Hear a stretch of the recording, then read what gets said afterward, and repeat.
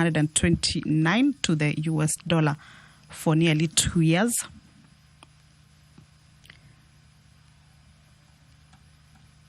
Some of the other sectors that the president also indicated that they have shown progress was the education,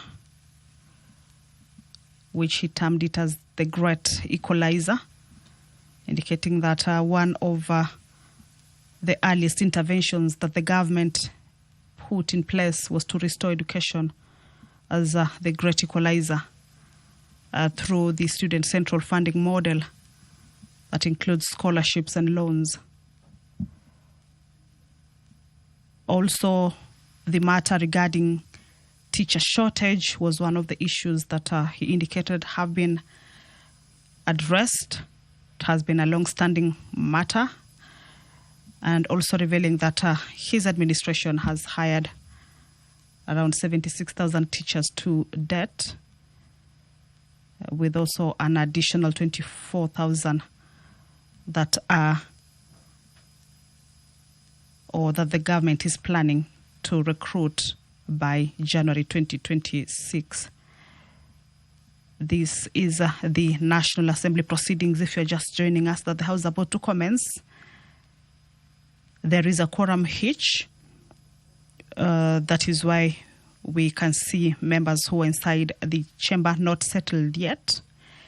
It is a quorum bell that is underway, just to alert the members who may be within the precincts of Parliament but yet to make their way into the chamber to at least hasten their steps and join their colleagues inside the chamber and enable the House attain or raise that much-needed quorum. Remember, the prayer has already been said and the chair taken. As you can see, the Speaker already at her position. However, the lack of the quorum has made the House not to commence yet, as provided for in the House Standing Order number 34. At least 50 members should be in the chamber at the time the prayer is said and the chair taken. If that fails, then that will mean that the House has not quorated and cannot commence, and that will mean that the quorum bell be rung. That is the first round of the quorum bell, a 10-minute quorum bell, for the members to be able to get to the chambers. Once that quorum is raised, then the House will, without any further delay, commence. The time allocated for the sitting is 2:30. It's now 10 minutes past.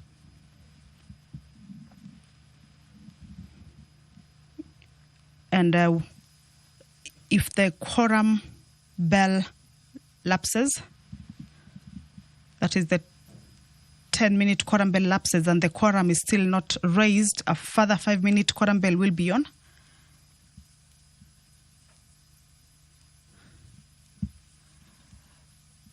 But if the House fails to raise the quorum at the lapse of the second round of the quorum bell, that is the 5-minute quorum bell, then the House will be adjourned until the next sitting. However, with the business that is slated for consideration this afternoon, the members cannot fail to show up. Remember, this is an opportunity for all the members to be able to weigh in on the President's address that was delivered in Parliament on Thursday, that is last week Thursday, the 20th of November. That is the sole business being the priority business for... Sergeant at Arms, you may stop the quorum bell. First order.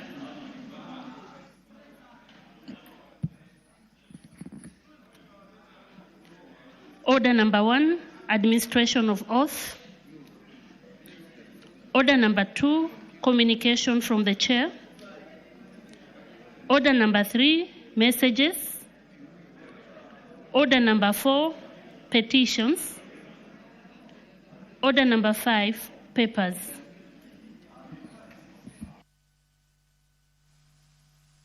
Honorable Pukose, proceed on behalf of the Majority Leader. Honorable Speaker, on behalf of the Majority Leader, I beg to lay the following papers on the table of the House today, Wednesday, 26 report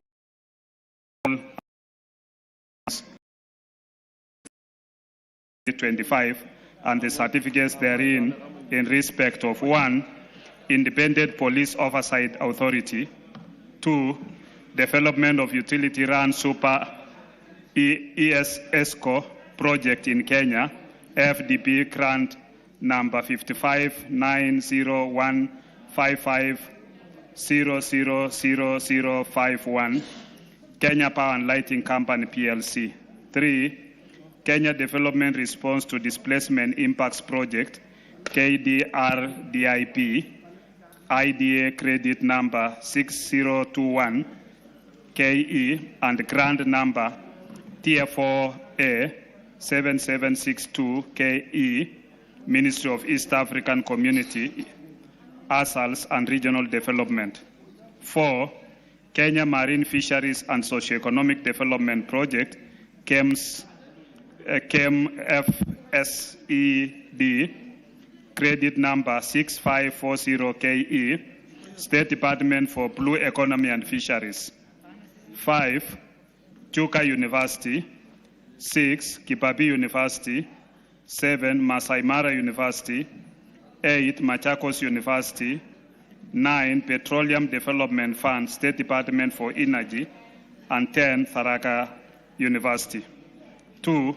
Reports of the Auditor General and financial statements for the year ended 30th June 2025 and the certificates therein in respect of the following constituencies: Balambala, Katundu North, Kamukunji, Langata, Marakwet East, Masinga, Madare, Mumias East, Shinyalu, and 10 Teso North. Thank you, Honorable Speaker.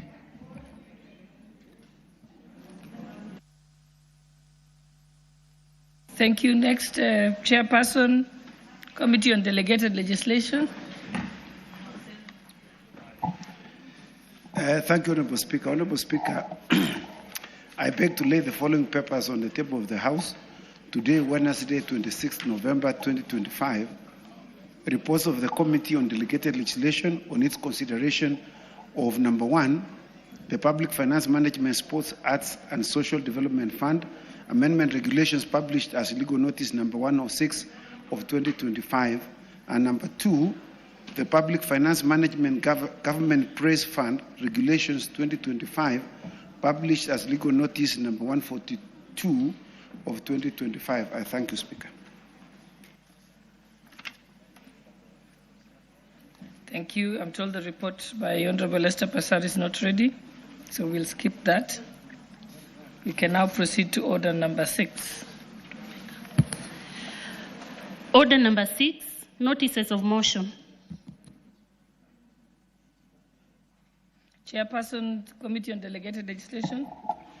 Thank you, Honorable Speaker. Honorable Speaker, I wish to give notice of the following motion: that this House adopts the report of the Committee on Delegated Legislation on its consideration of the Public Finance Management, Sports, Arts and Social Development Amendment Regulations 2025, laid on the table of the House on Wednesday, 26 November 2025, and pursuant to the provisions of Section 24, subsection 4 of the Public Finance Management Act, Cap 412A, this House approves the Public Finance Management, Sports, Arts and Social Development Fund Amendment Regulations published as legal notice number 106 of 2025. I thank you. I have two motions to move, Madam Speaker. The second one, I beg to move, Honorable Speaker, I beg to move to give notice of the following motion: that this House adopts the report of the Committee on Delegated Legislation on its consideration of the Public Finance Management Government Praise Fund Regulations 2025, laid on the table of the House on Wednesday, 26th November 2025, and pursuant to the provisions of Section 24, subsection 4 of the Public Finance Management Act, Cap 412A, and standing under 210(4)B, This House approves the Public Finance Management Government Press Fund Regulations 2025, published as legal notice number 142, 2025, subject to annulment of Regulation 52D 91 12DG of the Regulations for Contravention of Section 13M of the Statutory Instruments Act Cap 2A. I thank you, Madam Speaker. Thank you. Next order. Order number 7, questions and statements. Honorable members, we were expecting the Honorable Kipchumba Murkomen, Cabinet Secretary, Ministry of Interior and National Administration, but he has sought the House's indulgence because he's away on the Intergovernmental Authority on Development, IGAD, on refugees, and also the 3rd African Forum on Cybercrime Conference that is taking place on the 25th and 27th. Hence, the reason he's not able to be here. So we shall just proceed to the next order. Order number 8, motion, debate on the President's address, 3rd allotted day. Okay. Honorable members, those who want to contribute to this debate, please press the intervention button. I can see Honorable Oundo, but you had already spoken yesterday. So I shall start with the Honorable Cynthia Muge, member for Nandi County.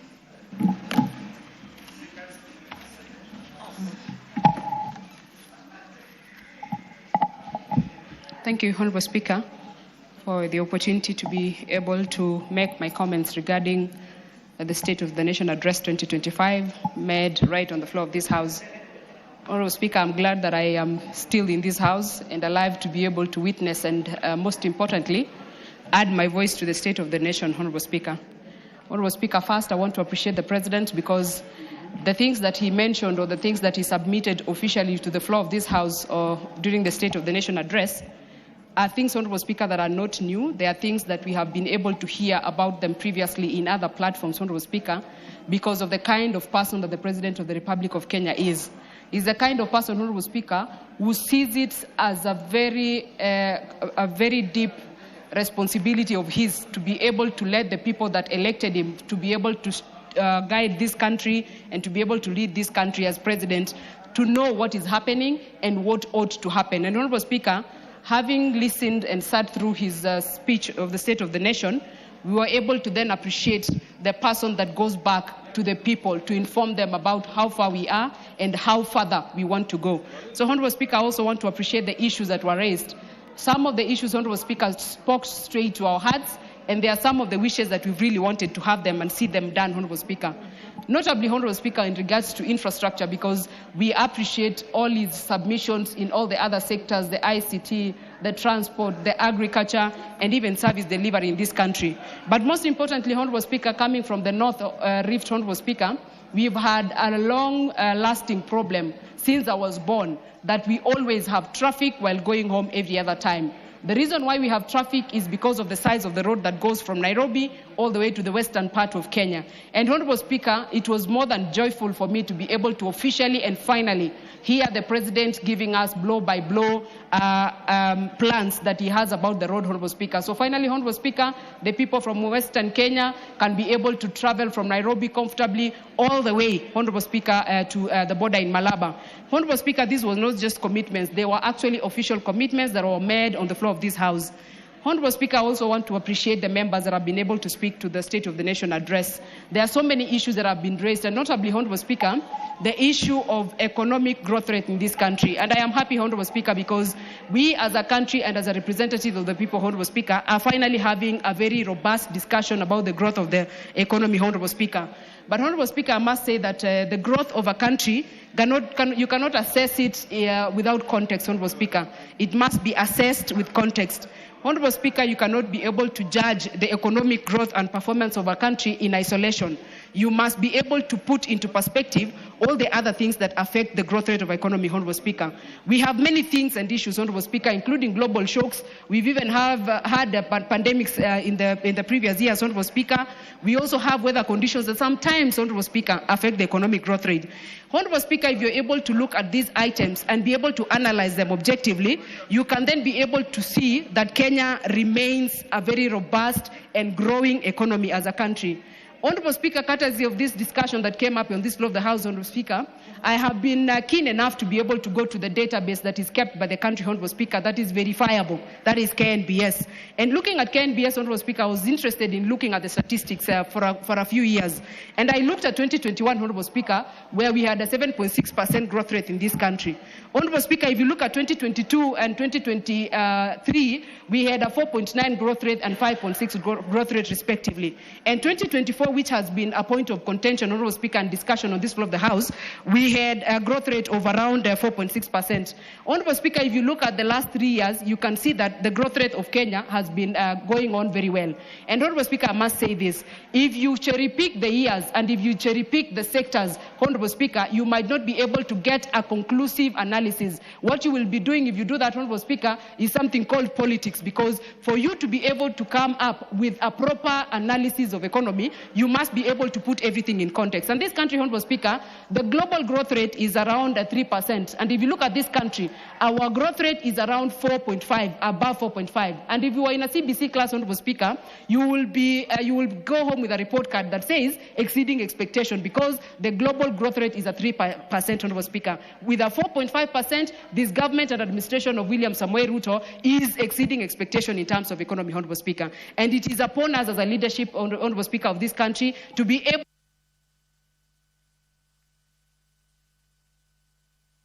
Thank you. The Honorable Member for Nambale. And remember, you have 5 minutes, so watch the lights. Thank you, Honorable Speaker. Honorable Speaker, I wish to applaud the President for giving us a very progressive speech that I believe that it will help steer our country forward.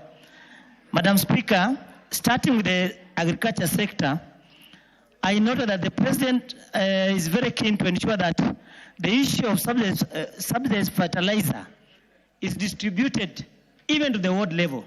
Madam Speaker, this will have a big impact because the distribution is initially centered at National Cereals and Produce Board only, but not many farmers were able to move around and collect these fertilizers from the cereal boards. And Madam Speaker, we know that fertilizer will help improve production in our farms. We know that our economy depends basically on agriculture. And when we have this fertilizer distributed near our farmers, we know that many people will have to improve on food security, which will help improve our economy. Then on the issue of the health, Madam Speaker, the President also talked about increasing the issue on contribution share from 550 to 800,000. Madam Speaker, many Kenyans have been suffering on cancer treatment, and we know that this is an issue that the people we represent have been going through a lot of pain to raise funds so that their people can be treated. When we raise the share coverage from 550 to 800, it will be a big relief to many cancer patients. Still on the health sector, the issue of the community health promoters. Madam Speaker, this is another area that is a big gain. We know that community health promoters have really helped, especially in rural areas, on the issue of malaria treatment, diabetes screening, and even hypertension. Many people walk around, but you find that people are diabetic, they even don't know how to detect the sugar levels. But these particular health promoters have been able to move around, screen diabetes patients, and advise them on how to get treatment. Also, still on the health sector, there is this issue of the National Equipment Service project. This, from the President's speech, is going to help us so that hospitals will only pay when they use this particular facility. This is quite different from the earlier model, which was quite burdensome to the county governments. Again, still on health, Madam Speaker, we note that the issue of share enrollment has really improved, and we encourage many Kenyans to ensure that they enroll so that the fund can have enough money to cater for their treatment. On the issue of infrastructure, as a member coming from the western part of the country, it's a big relief because most of our people have been having problems traveling all the way from western Kenya to come and access the capital city. We know that Nairobi is the hub of this country, whereby many Kenyans come to acquire business commodities. But when they come to buy items from here, transporting them to western region has been a big problem. So when we have a dual carriage from Rironi all the way to Mau Summit, it's going to open up the western region and open up the country. Even the other roads that the President talked about, like the Kiambu Road, these are roads that have been linking Nairobi to the towns nearby. So when we open up the Kiambu Road, we open up Ongata Rongai and many other roads, Madam Speaker, we are going to help our country so that people don't waste time on the road, on a traffic snarl-up. I therefore congratulate the President for this progressive statement. Thank you, Madam Speaker. What is your point of order, Honorable Chepkonga?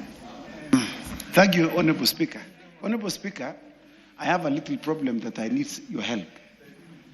I lost my card and I'm unable to press the intervention button, and I asked the people, and they told me it will take a long time. So I'm requesting that you see me, just to see me. Now you've spent 2 of your minutes. Yes, I'm just begging you to see me.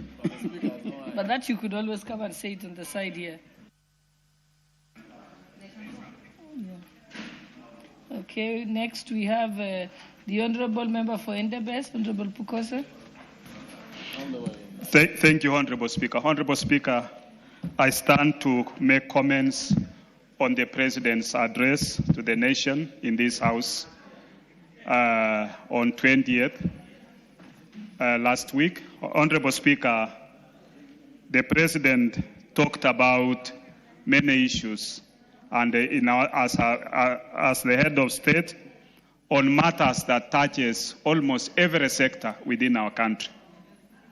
Honorable Speaker, among them is the creation of the Sovereign Wealth Fund. And I think this is something that many people have been thinking about. And we are hoping that this is going to be actualized, and we want to support the President on this. On the issue of the infrastructure fund, it's a very noble idea. It's a great idea. It's a great dream that will be able to, if it comes true, then this country will be able to move in the right direction. It is important that all of us support this idea, and more so, this country is not always seen as a litigous country. Whenever government comes up with a program that is going to help this country, you will find that somebody rushes to court to block it. And I think that this time, as a country, we need all of us to move together. It is incumbent on us, all of us, to see that this comes to fruition. Honorable Speaker, there's been issues about privatization of many of our non-performing parastatals. And among them is this House passed a paper on privatization of the Kenya pipeline, which I think, Honorable Speaker, is going a long way to make it more profitable, to make it a company that many people would admire, because of late, Honorable Speaker, maybe for the last 10 or 5 years, we've seen Kenya Pipeline becoming scandalous, where there is loss of fuel, where there is busting of the pipeline, as we saw it in Makueni, with sabotage, and becoming a cash cow for some individuals to vary the tender, even of the pipeline, which we are aware. And therefore, I think it's a high time that we make this not just to be a state agent, but that makes losses, but one that can be able to make profits for this country. Just the same way, a good example which people have referred is the Safaricom. Honorable Speaker, the President also touched on Kenya Airways, that within the next 1 year should be able to move in the right direction, and something is going to be done. I think this is efficient. Our President has good vision for this country, and those of us who the public has given us opportunities to serve in various fields, we need all of us to move together. The advisors, those people who have been given the civil service, let's come together and support this process to make it into fruition. Honorable Speaker, lastly, is the Western Road, the Mau Summit, all the way to Rironi, all the way to Nakuru, Maimayu, and the other one to Maimayu, and to the western part of this country. Honorable Speaker, during the months as we now approach December, the number of vehicles that will get stuck on that road is crazy.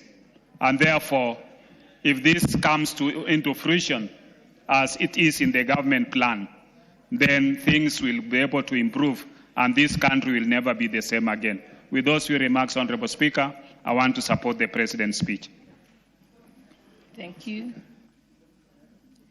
The Honorable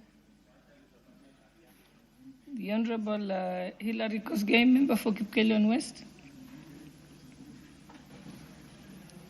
And if you've contributed, please remove your card.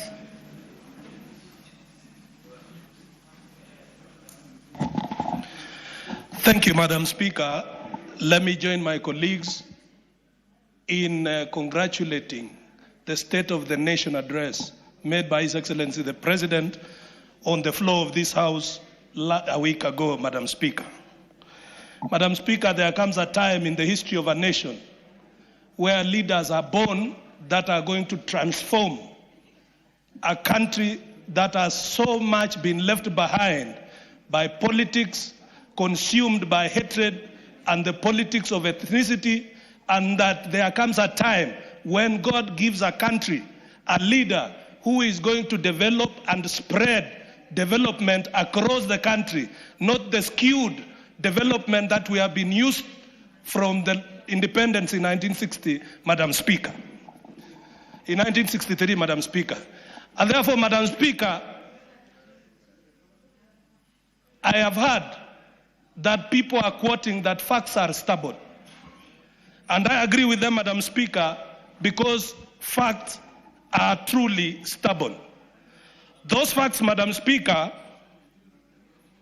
are saying that foreign direct investment in this country has tripled from 60 billion in 2021 to 195 billion in 2024, Madam Speaker. Another thing, Madam Speaker, is that it is a fact that the farmer registration into the agriculture system has risen from 300,000 in 2022 to 7.1 million farmers in 2024, Madam Speaker, giving the government a scientific intervention tool to give and supply fertilizer needed for the growth of our food production as scientifically, Madam Speaker. It is also a fact, Madam Speaker, and facts are stubborn, that production of maize has grown from 44 million bags in 2022 to 70 bags in the year 2024, Madam Speaker. But more specifically, Madam Speaker, on the President's speech, I want to dwell and to congratulate him on picking the 4 national priorities, Madam Speaker, to invest in people through science and education, Madam Speaker, and to make sure that we increase research fund from 0.8 of GDP to 2% of GDP, Mr. Speaker, by the year 2027. This one will enable us to do scientific research on our crops, including, Mr. Speaker, the new technology that has yielded a lot of coffee called grafted coffee, Mr. Speaker, and all the other researches in wheat and in sugar, where we are looking forward to having cane that matures in 1 year to increase production, Mr. Speaker. The second national priority, Mr. Speaker, is on water harvesting and irrigation.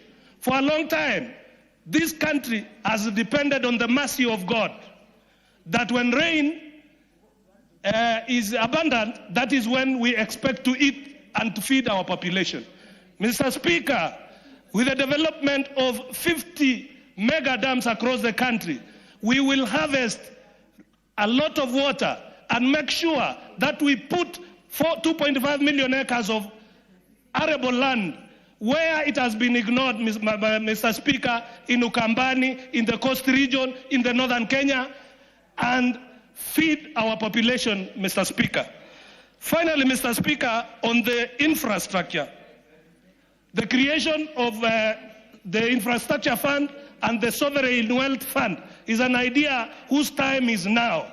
And Mr. Speaker, we want to actualize this even from the proceeds of privatizing non-performing government parastatals and agencies, put the seed money of 200 billion to start this fund and make sure that we open up all parts of the country equally, including areas that were ignored, going to Western Kenya, going to Northern Kenya, and every part of the country. We cannot be proud of one single superhighway and quote it as a symbol of success when the rest of the nation is receiving nothing, Mr. Speaker. So I allowed the President for 60% of Kenya that will be recognized with the dams.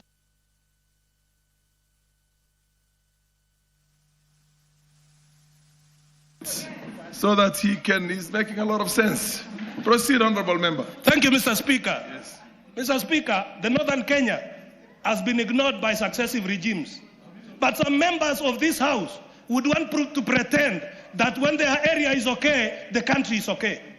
It will not be business as usual, Mr. Speaker. And we have a president who is now open to developing all parts of the country without favor, without discrimination. And that is why, Mr. Speaker, there is no State of the Nation speech made in the floor of this House as important as the one that was made here a week ago, Mr. Speaker. And we are not cowards. We have learned to speak the truth all our lives. We cannot exchange fear and tribal dominance for the truth that we must speak. Kenya must be developed, all parts of this country, and the national cake must be shared equally. And this is the dream of the 5th President of the Republic of Kenya, to take Kenya from a third world country to a first world country by developing every area and every corner of this country. Mr. Speaker, I thank you and I congratulate the President for that speech. The Honorable Chepkonga. Thank you very much, Mr. Speaker. Honorable Chengo, just 1 minute. I'm sorry, but just 1 minute. I want to recognize the presence in the public gallery of the CDF Committee for Bumula and in Bungoma County. Bumula, that's the Bumula constituency. And I would call upon the Honorable Omboko. Omboko. Speaker, my name is Wanami Wamboka. Wamboka. The Honorable Wamboka Thank you for this opportunity, Mr. Speaker. To welcome the committee. Thank you for this opportunity, Mr. Speaker, to welcome my CDF committee, specifically on bursaries and education. Mr. Honorable Speaker, you would understand that CDF plays a very key role in developing this nation. It has transformed areas that were underdeveloped previously, like the northern Kenya, where you come from, Mr. Speaker. Because of the work of the CDF and proper usage of these monies, we have seen these areas grow. Honorable Speaker, in Bumula constituency, we have a robust team, majorly consisting of teachers who control education programs and these funds, Honorable Speaker. They are here with us today, led by the CDF Chairman, Paul Silisisi, led by the education team, Mr. Ikanda, and the rest. They have done a good job. I wanted them to have a feel of how it feels to be inside here. And they must continue doing the good job so that their MP continues being elected, so that they continue coming here, Mr. Honorable Speaker. Thank you so much. I welcome my colleagues. Karibuni kwa nyumba. Muriyo mna wasahu.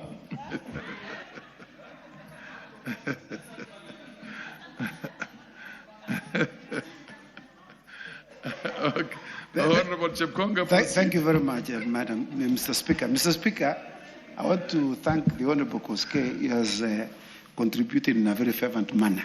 Mr. Speaker, I rise to support the President's speech, which was, and commend him and congratulate him for a very wonderfully crafted speech that, in fact, he spoke from his heart. Mr. Speaker, I want to speak to three things with regard to that particular speech because of the time's limitation. Number one is the construction of the road between Maimayu and Rironi. Mr. Speaker, this is a very important artery of a road that is going to connect the Western Kenya and Nairobi City. Mr. Speaker, we've been sleeping on the road many times. Like on Monday, we had an accident along Salka. And the queue that was there, we were there for over 4 hours. And I was driving to come back to Nairobi. And Mr. Speaker, 60% of Kenya uses that road to go to western part of Kenya. Mr. Speaker, I don't know which other road can be said to be a very major artery in this particular nation. Number two, I listened to someone who just spoke here the other day, because he's no longer the chair of budget. He thinks that when Honorable Atandi is now the chairman of budget, he does not know what he's doing. I want to inform him that Honorable Atandi is very qualified, extremely very qualified, Mr. Speaker. You don't need to be the chairman. You cannot be the only one who can be the chairman of budget so that you can have a good budget. I want to tell you, Mr. Speaker, the Honorable Atandi's budget has been a very excellent budget, Mr. Speaker. We have seen a growth rate of 5.9% this last year, Mr. Speaker. Mr. Speaker, you know the nominal GDP of this country has grown from 12.9 trillion in 2022 to 16.2 trillion in 2024. Isn't that a miracle? In 2 years. How many people, as Honorable Koske has said, facts are stubborn. You cannot run away from that fact. And I want to tell you, Mr. Speaker, I want to remember the very famous speech of JF Kennedy, when he said, tell the people the truth and you shall be free. And we are telling people the truth, Mr. Speaker, so that they can be free of lies. People who say things that are concocted, things because it is not you, you now want to muddy and muddle facts which are as clear as between day and night. Mr. Speaker, you know, as I do, that the NSSF, from 1963 to 2022, our contribution and capitation in NSSF was 320 billion. As of last month, the capitation of NSSF is now 640 billion. We have doubled it in 2 years. Mr. Speaker, you know what that means. In the next 3 years, we will reach 1 trillion in our contribution. You know, this is a very sad situation. How do you pass a law which says, I will contribute 10% of my salary as to NSSF, up to a maximum of 200 shillings. That's a very scandalous law, Mr. Speaker. Up to a maximum of 200 shillings. When I retire, after working for this nation for 35 years, I calculated, Mr. Speaker, I will be paid 340,000 shillings. Even the vehicles that you drive, Mr. Speaker, the insurance alone for 1 year is 400,000.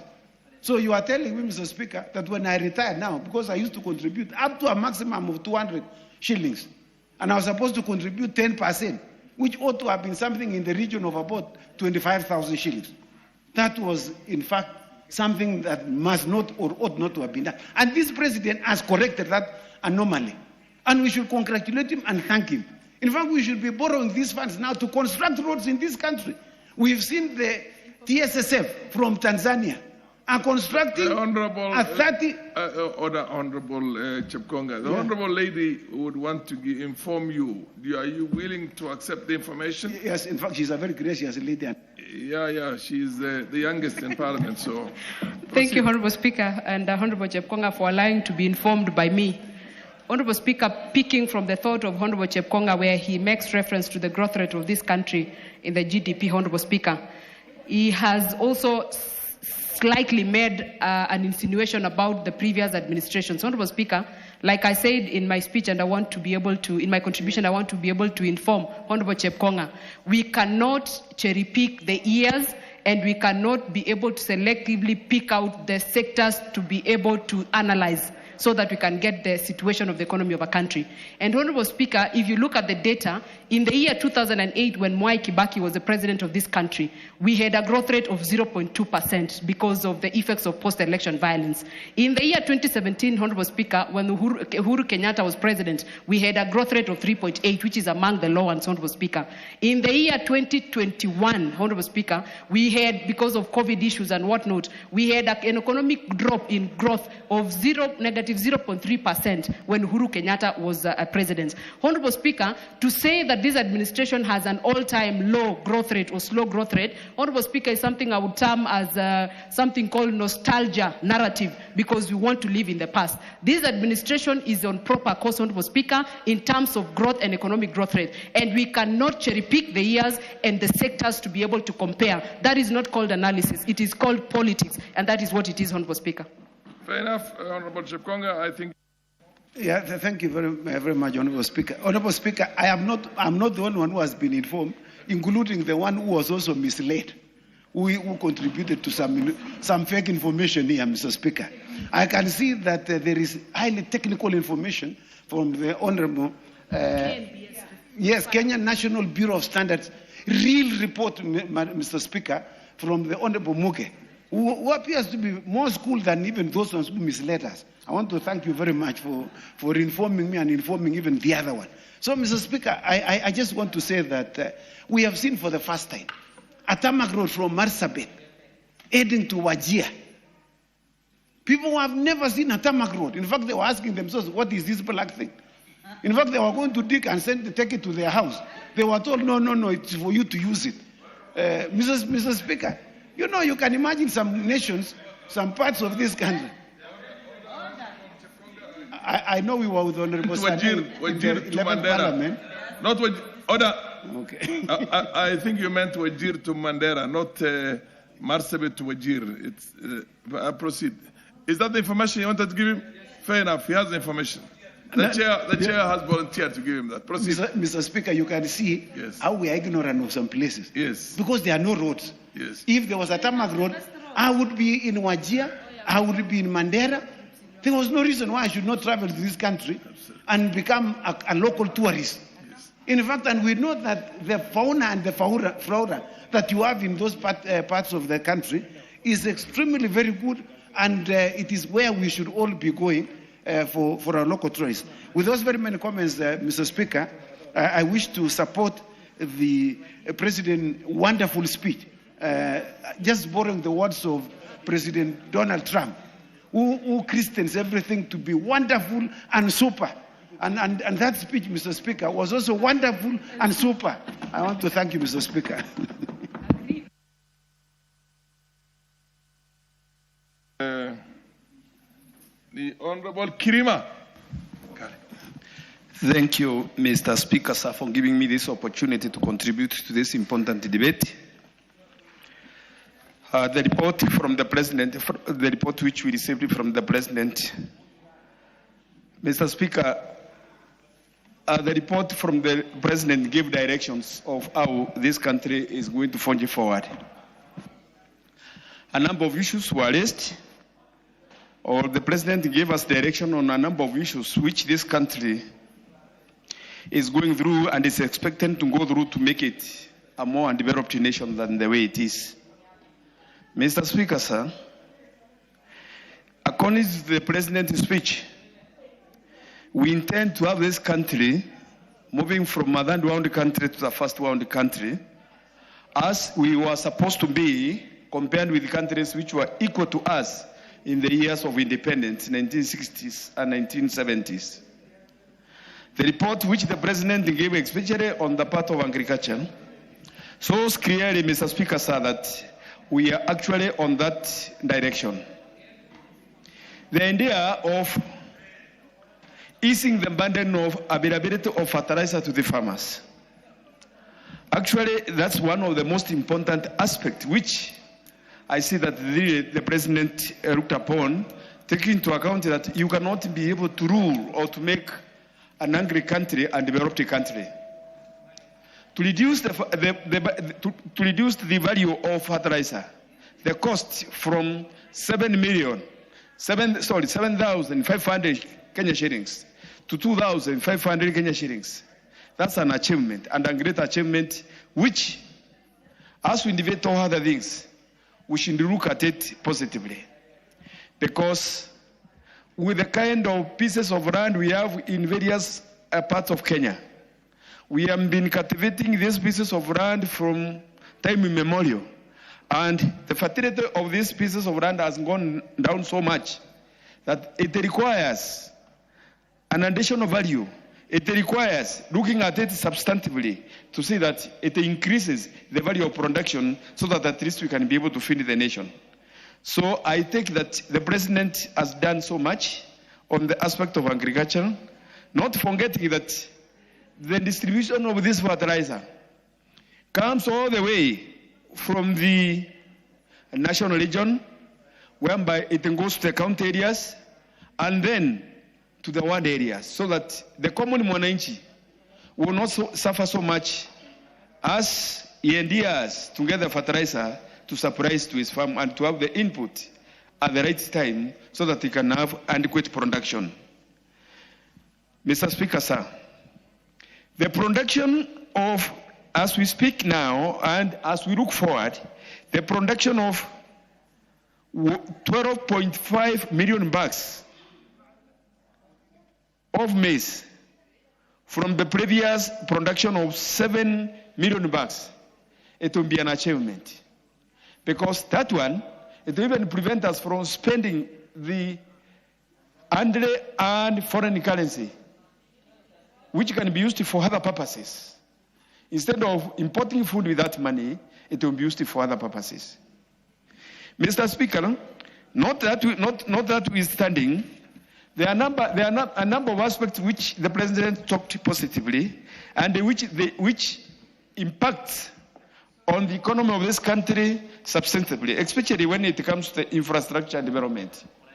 When I hear that the Aombi and Wokalej connecting Makutano to Embu and Meru, that one inspires so much, because in black and white, it shows clearly that the bedrock of the Kenyan economy, where we have coffee, where we have tea and many other things, are going to be open to be assessed to the main capital for us to enable to export it without much difficulties. The expansion of RAPSET, which is going to open the northern part of the country and the northern corridor, the expansion of standard engaged railway, All those things are going to be positively impact on the Kenyan economy. And with those few remarks, I believe that the president is on the positive trajectory, and we should give him the support it's required. Thank you, Mr. Speaker, sir. Thank you.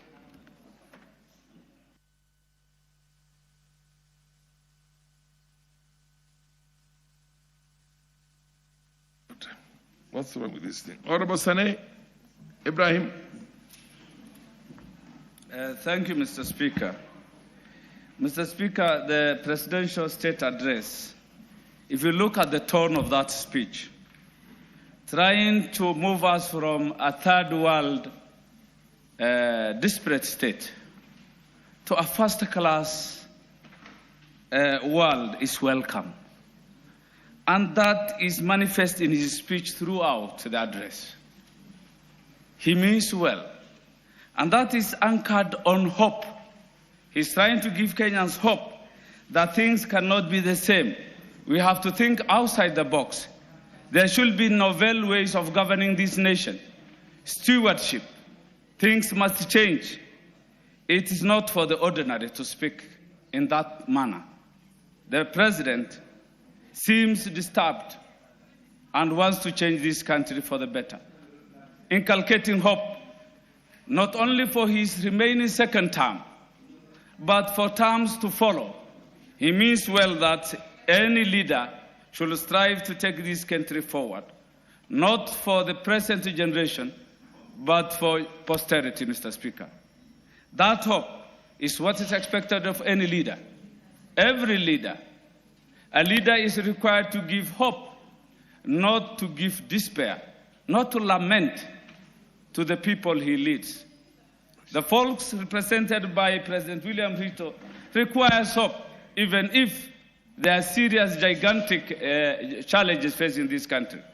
So I entirely accept with that part of the speech where he wants us to change the mind, be positive, and focus on the future for the well-being of Kenyans generally.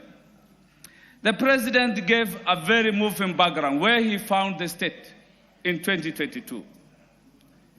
High inflation, lack of affordability of common household goods, Mr. Speaker, the bad economy, nearly defaulting debt, sovereign debts, the Kenya shilling going down and, against the dollar, disadvantaging exporters of this country.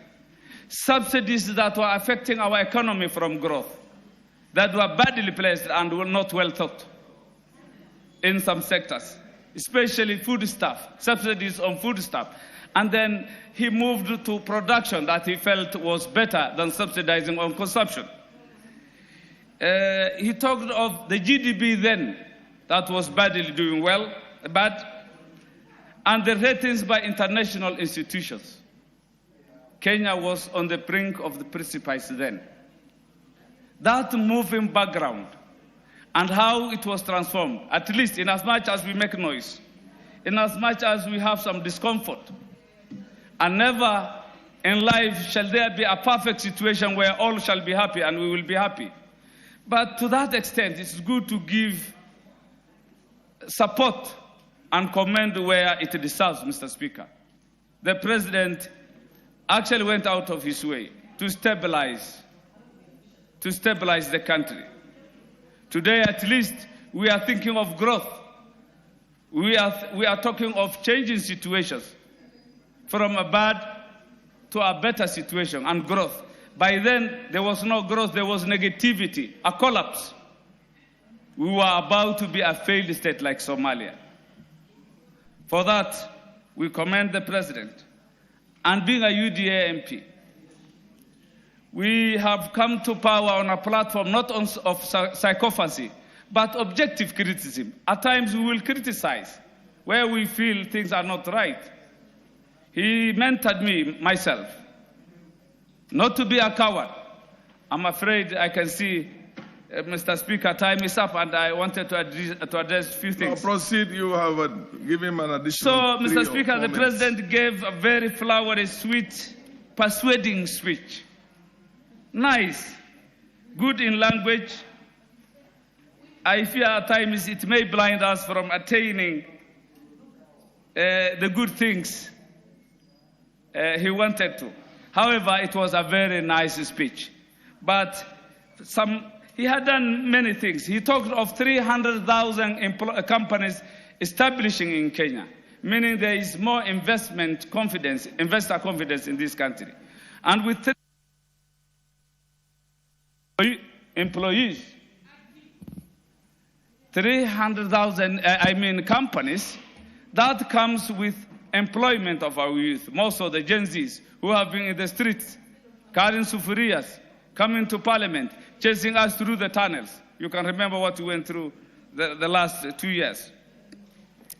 Mr. Speaker, SHA is doing well, except for some teething issues.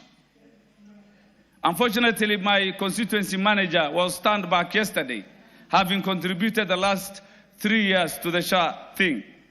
It has some systemic issues that need to be addressed. But it doesn't mean it's not doing well. It is doing well. Many have been assisted. And it's a success story for His Excellency the President, Mr. Speaker. KEMSA, for the first time, we don't hear quarrels with governors. KEMSA is perfectly performing its duties, making sure that there are no expiry drugs. Drugs are delivered in a timely manner to county governments. Community health workers, the preventive aspects of diseases before we talk of curative, are doing well. They are present all over the country, trying to look at the status of Kenyans before they seek medical care. That in itself will reduce the burden of cost of healthcare in this country, Mr. Speaker. Mr. Speaker, I am a pastoralist. Before I go to pastoralism, on the education sector, the President acknowledged the creation of classrooms with the help of NGCDF. The concern is NGCDF did a great work in making sure that there are infrastructure, most of classrooms in the rural part of this country, in northern Kenya. With the coming to end of NGCDF, if we don't think and move with the speed, by 30th June, the court has ruled that NGCDF shall stop. What will befall northern Kenya after that? Because the first presence of the government in northern Kenya is NGCDF. If that will cease to operate by 30th June 2026, then we will be challenged in northern Kenya. So it is good the President appreciated the importance of NGCDF. But are we really looking forward on how the status will be like from 30th June 2026, Mr. Speaker? Yes, it is true the President has employed, this government has employed many teachers. For the first time, northern Kenya is advantaged. Northern Kenya. But I have issues with balance. There are so many teachers in other parts of the country who are not doing any work.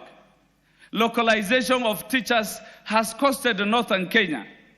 We need more teachers. Yes, he employed many teachers, and I appreciate. But are these teachers going to where they are required? We need to balance teachers across this country. Many teachers are in parts of central Kenya and other parts, yet they are required in northern Kenya, they are required in Nyanza. There needs to be a balance on how these teachers should be posted, Mr. Speaker. Overseas scholarship. It is true there have been so many overseas scholarships, but there is so much corruption in that.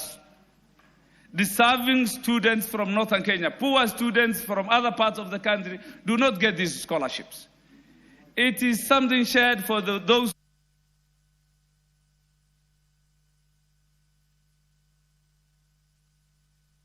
We used to have experts who have mentored many professionals in ASALs, courtesy of scholarships, overseas scholarships. That is no more. Today, it is shared.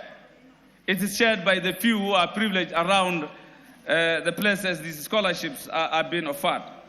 TVET. It is true this government has done much, has taken a leap in making sure that there are TVETs across the country giving diploma and diploma level education. But of concern to me, Mr. Speaker, there are some TVETs in northern Kenya that are yet not operational. I think it is important that the ministry makes sure that the TVET in Bute, Wajir North, is completed and operational to serve the constituents and many others in northern Kenya, Mr. Speaker. Universities. It is true universities have been given good funding, more support, but there are concerns on governance.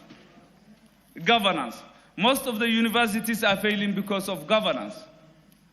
While the government has dispersed colossal amounts of money to them, there are issues of governance. Who should be the vice chancellor? Who should be what? That is bedeviling the higher institutions, Mr. Speaker. On housing, it is true there has been big projects on housing. But in northern Kenya, they are very slow. I don't mean that they are not there. There are few, one in Garissa, one properly in some constituencies, but the majority of the constituencies like these housing markets, the department is so slow. I know they mean well and they are in pipeline. We want this to be fast-tracked so that Wajir North gets the ESP markets, the housing, affordable housing projects, housing for police stations, and many others as expected. On the Hustler Fund, Mr. Speaker, it's a good program, but northern Kenya is yet to benefit from it. Probably because of the interest aspect of it. We did request the President to improve on it so that it is Sharia compliant. I'm sure few have benefit, but we are so much optimistic that the Nyota program will be doing well, because Nyota is constituency-based. We will be benefiting from the Nyota program. On the digital innovation hubs, Mr. Speaker, yes, the President did say that much has been done and many more shall be implemented.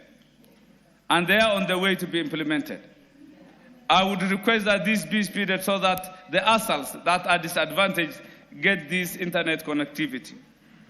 On airports, Mr. Speaker, Garissa requires an international airport. Mandera requires an international airport. Wajir is a military airport. The civilians require an international airport. Marsabit requires an airport.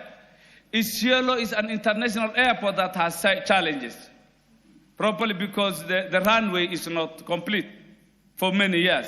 I think it is time that the airport is not a preserve for Coast, Nairobi, and other parts of this country, but also should go to the northern frontiers, Mr. Speaker.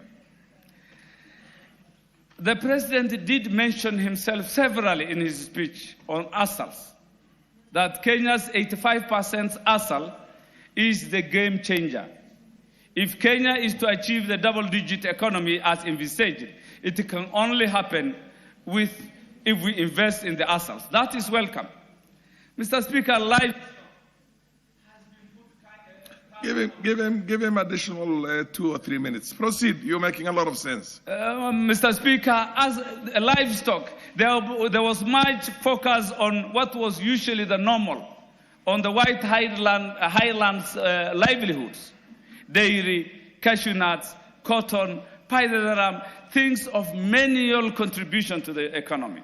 The livestock sector, the sleeping giant, that which holds the 85% of our landmass, was rather not given serious focus. I beg the President, that he puts his eye on that part of the Puntland and Somaliland, minute states, breakaway states, not states actually.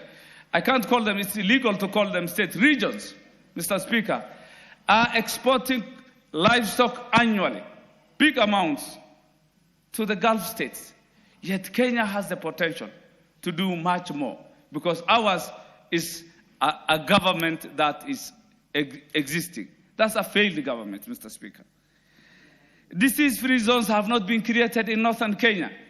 So how do we take advantage of the beef and the livestock we own? Mr. Speaker, infrastructure, suppose we are to trade on our livestock. Where is the railway to transport? Right now, we can't move livestock to Kenya Meat Commission. Just because once it rains, we can't do business with Kenya Meat Commission. We need better roads. When it comes to roads, it's not only this Isiolo-Mandera road. I'm talking of Liboi-Garissa road. I'm talking of Wajir to Div road. Inter and intra, across the counties to neighboring countries. Mandera, Bute, Moyale to Ethiopia road. We have major roads, trunk roads. These deserve also being tarmacked to standards so required, Mr. Speaker. Of dams and solar and wind power, the President talked of trying to invest. All that shall be in the ASALs. And if we were to do that, it behoves on the same government that the infrastructure be improved. I know the President mean well. We were only emotional, and we were begging for his empathy.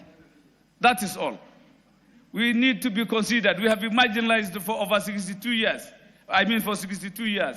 We wanted his speech to start with Northern Kenya, half of the speech to address Northern Kenya. But that doesn't mean he did ignore us. We call for his empathy, his kindness, to bring us up to speed and enjoy the fruits of this nation. Independence is for us all, not for part of this country. Thank you, Mr. Speaker.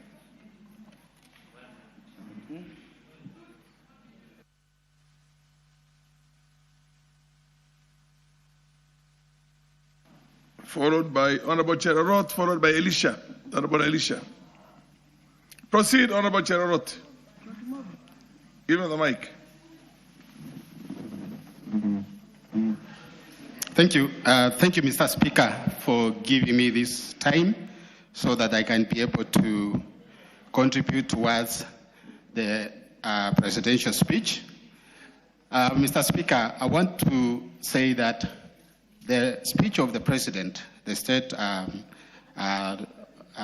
the speech that he gave on that day, it is about his life, it is about his experience and interaction with Kenyans, and the direction that he wants to take Kenya. I want to say, Mr. Speaker, that the President actually gave us the right trajectory, and whatever he has done in this country.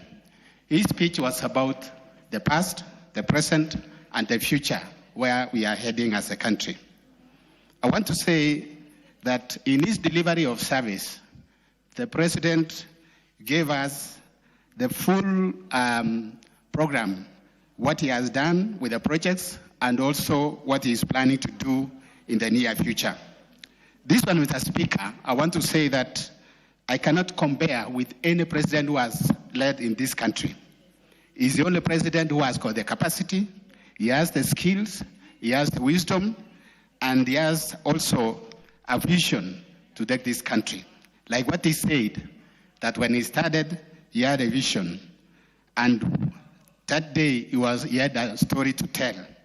I want to say, Mr. Speaker, that Kenyans have to reciprocate what the President has done in this country. This nation, I know, we've been derailed for a long time. We've had several presidents who have actually led this country, but they have not managed to take the bull by the horns and do what is required in this country. The level that he has taken this country to, I want to say that we are actually moving from the third world to a developing world. We have seen this through some of the initiatives that he started. When he came in, I remember Kenyans, we had about 7 million Kenyans who were on the CRPs. And what he did was to make sure that he assists and make sure that those Kenyans were removed from the CRP. He brought in the Hustler Fund, which actually has helped many Kenyans to build themselves economically and to do some business. He has also brought in the issue of online business by starting the ICT hubs, whereby in most of the constituencies, we have those ICT hubs, and most of our young people, Mr. Speaker, are now doing business or online business or digital business. I want to say that many Kenyans have made a lot of money out of it.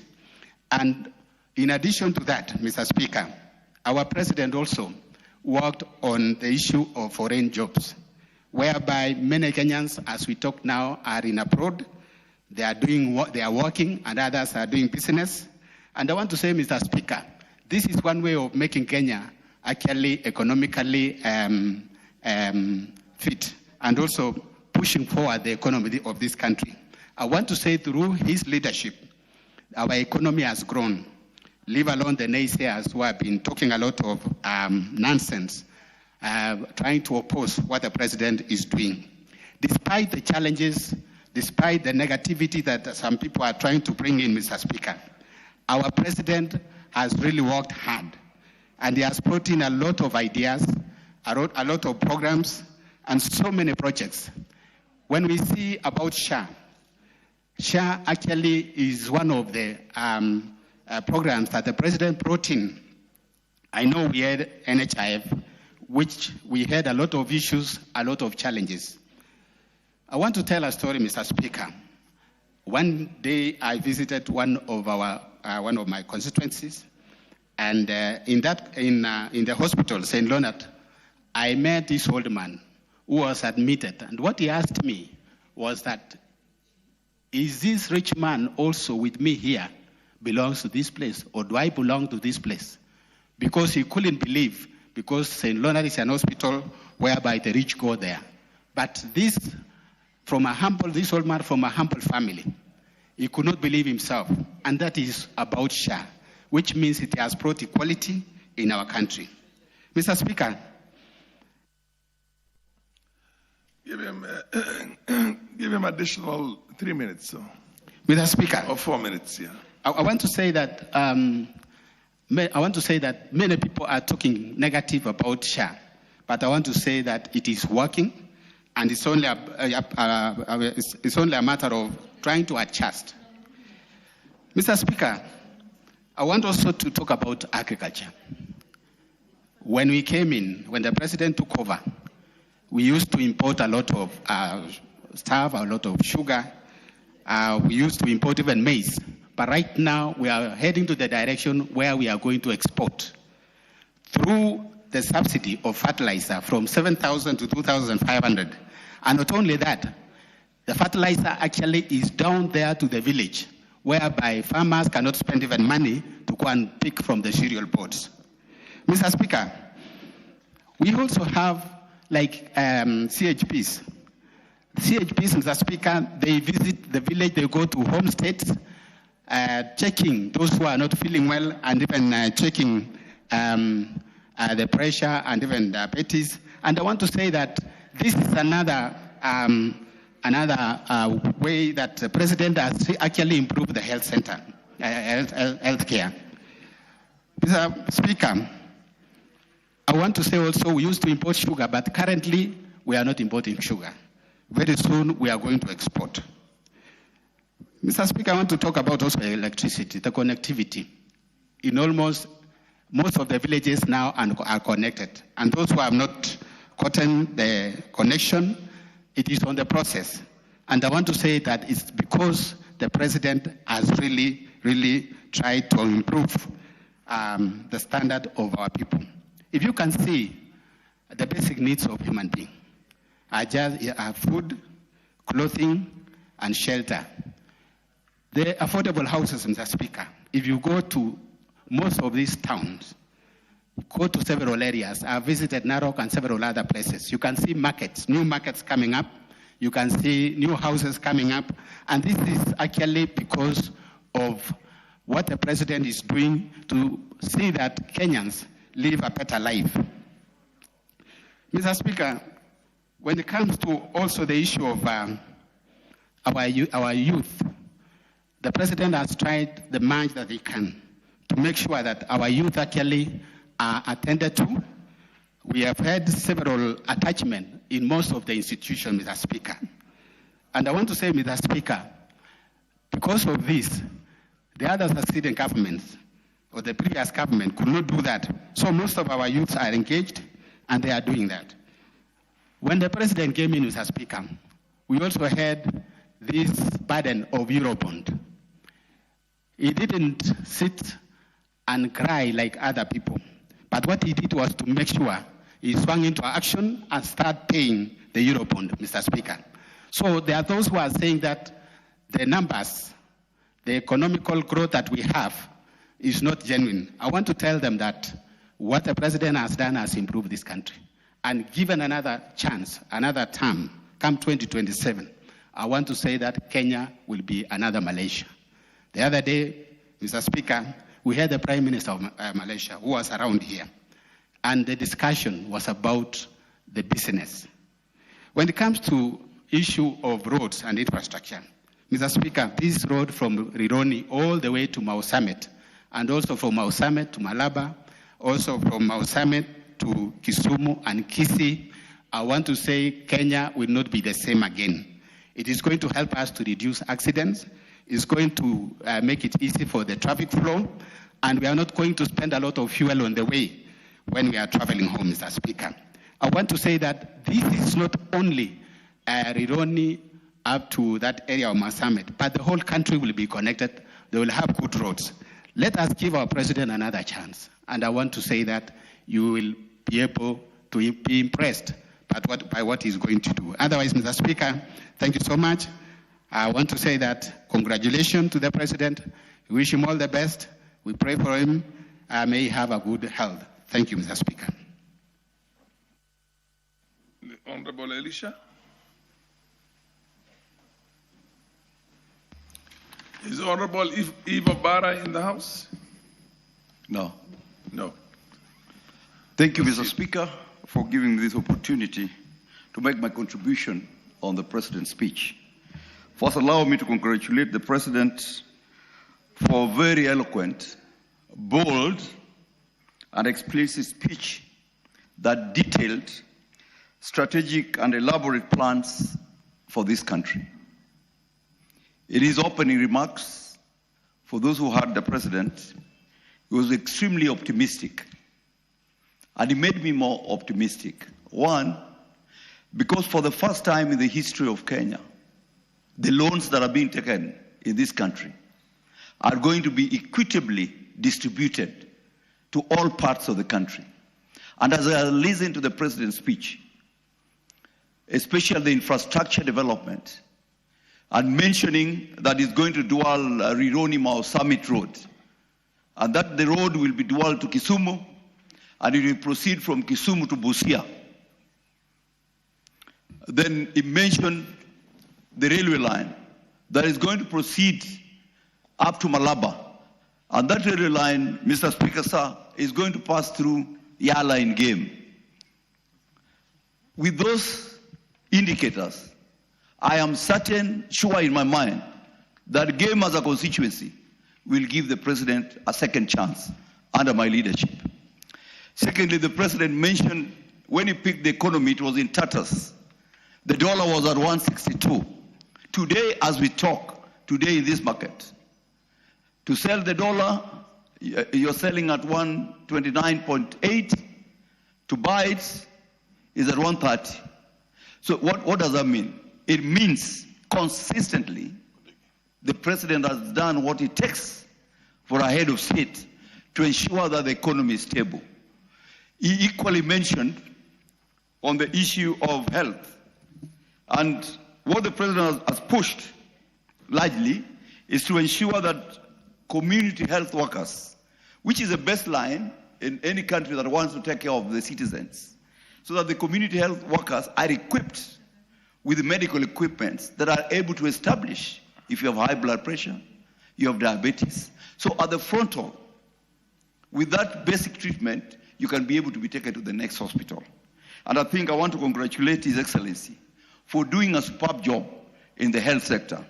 But equally, he also mentioned issues to do with security and the interventions, elaborate interventions that I've done in terms of ensuring that this country is safe. And I can say without an iota of doubt, what has happened during the President's time, especially the performance of the NIS Director Haji, the performance of Murkomen, and the performance of the PS, Dr. Raymond Molo, is beyond measure. They have done a super job to ensure this country remains safe. Just a moment, Elisha. Is this are you on a point of order or on a point of information?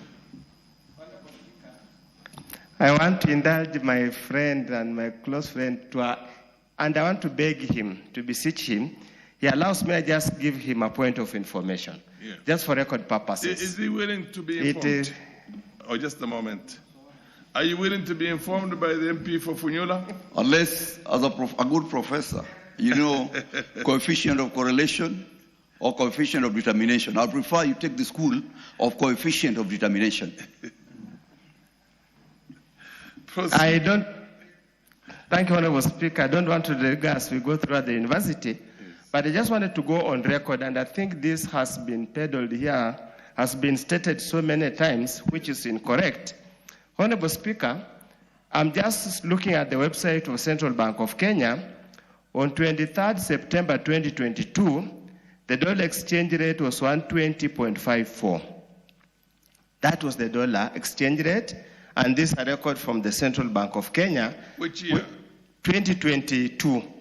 It was on September 2022, the dollar exchange rate was 120.54. And like what my good friend and neighbor, have to pass through his constituent to go to my place, indicated it was 160. They need to go on record, and this is official record from Central Bank of Kenya. You need also to, a scholar, to find out exactly what was the reserves at that time. How much was the dollar reserve?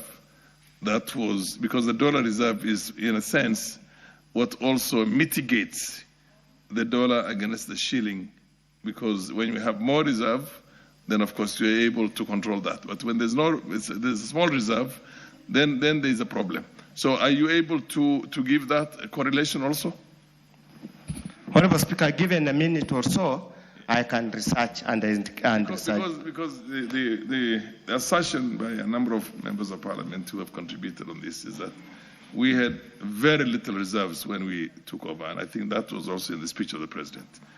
And then there's the spiral, the downward spiral happened immediately after the elections. Progressively, it went all the way to 160. Was it 162, 163? Something like that. I mean, just because you want to inform, I might as well inform you that you need to do a little bit more research than that, so that to get the exact condition of our economy at the time when the changes did happen. You realize that the Speaker's panel and the member who is on the chair here is also a member of Parliament who represents the constituency. Is not an ex-official like the Speaker. But anyway, proceed. You have heard what you have been, information that was given to you. Mr. Speaker, thank you for that intervention. But I think you cannot logically pick on just one data of 1 month without looking at the whole year to be able to have an incontrovertible evidence that then would school all of us to be able to convince that the professor, the content of his brain is that of a professor. But on this one, I'm sure you're not on the right place of history. Thank you. Mr. Speaker, the President equally mentioned issue to do with getting Kenya from third world to first world. And I agree with him on one matter, especially on generation of electricity. As a country now, this country, we are generating 3,100 megawatts. Our consumption in the evening when Mama Mboga is cooking is 2,347. The effective capacity of the system is 2,600. So you can imagine with all the members of parliament demanding that their constituencies are lit, it means we'll go beyond the capacity. So it's important that we do much more investment as the president is posed to ensure that we can get to 5,000. You can imagine that just one plant in Ethiopia, an hydro plant, is generating 5,000 megawatts. When a country like ours, we are only generating 3,100. In fact, for the country, we as a country, we are importing 200 megawatts from Ethiopia to supplement our needs. That's why sometimes we go on, we go off power because we don't have enough. So I agree with the president, and I encourage the people from Siaya that once we agree on establishing a geothermal plant, a nuclear plant, let us support the nuclear plant because one will be able to generate in one fold 4,000 megawatts. And other than that, before the plant is built, we'll be able to have a nuclear research reactor that will be able to help us produce isotopes that will help us in the field of cancer, especially ameliorating those suffering from cancer. And two, in biotechnology research. The nuclear reactor has been used in other spheres, in other spaces, to be able to develop countries in areas of agriculture and even in health. Mr. Speaker, sir, allow me to congratulate His Excellency, the President of the Republic of Kenya, and give him the assurance that he still go for a second term. Why? Because he's equitably distributing resources in Kenya, as opposed to those other governments that have served us before, where we took a lot of loans and all those loans were only used in central Kenya. Thank you, Mr. Speaker.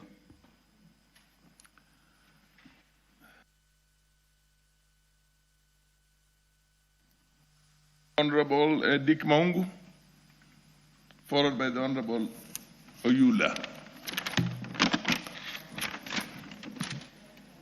Thank you very much, Mr. Speaker, for granting me an opportunity to also contribute to this important debate on the State of the Nation address by His Excellency the President last week. Mr. Speaker, the address of the President to the National Assembly is a constitutional requirement, and Kenyans across this country waited in bated breath to hear the President address them touching on a number of issues, Mr. Speaker.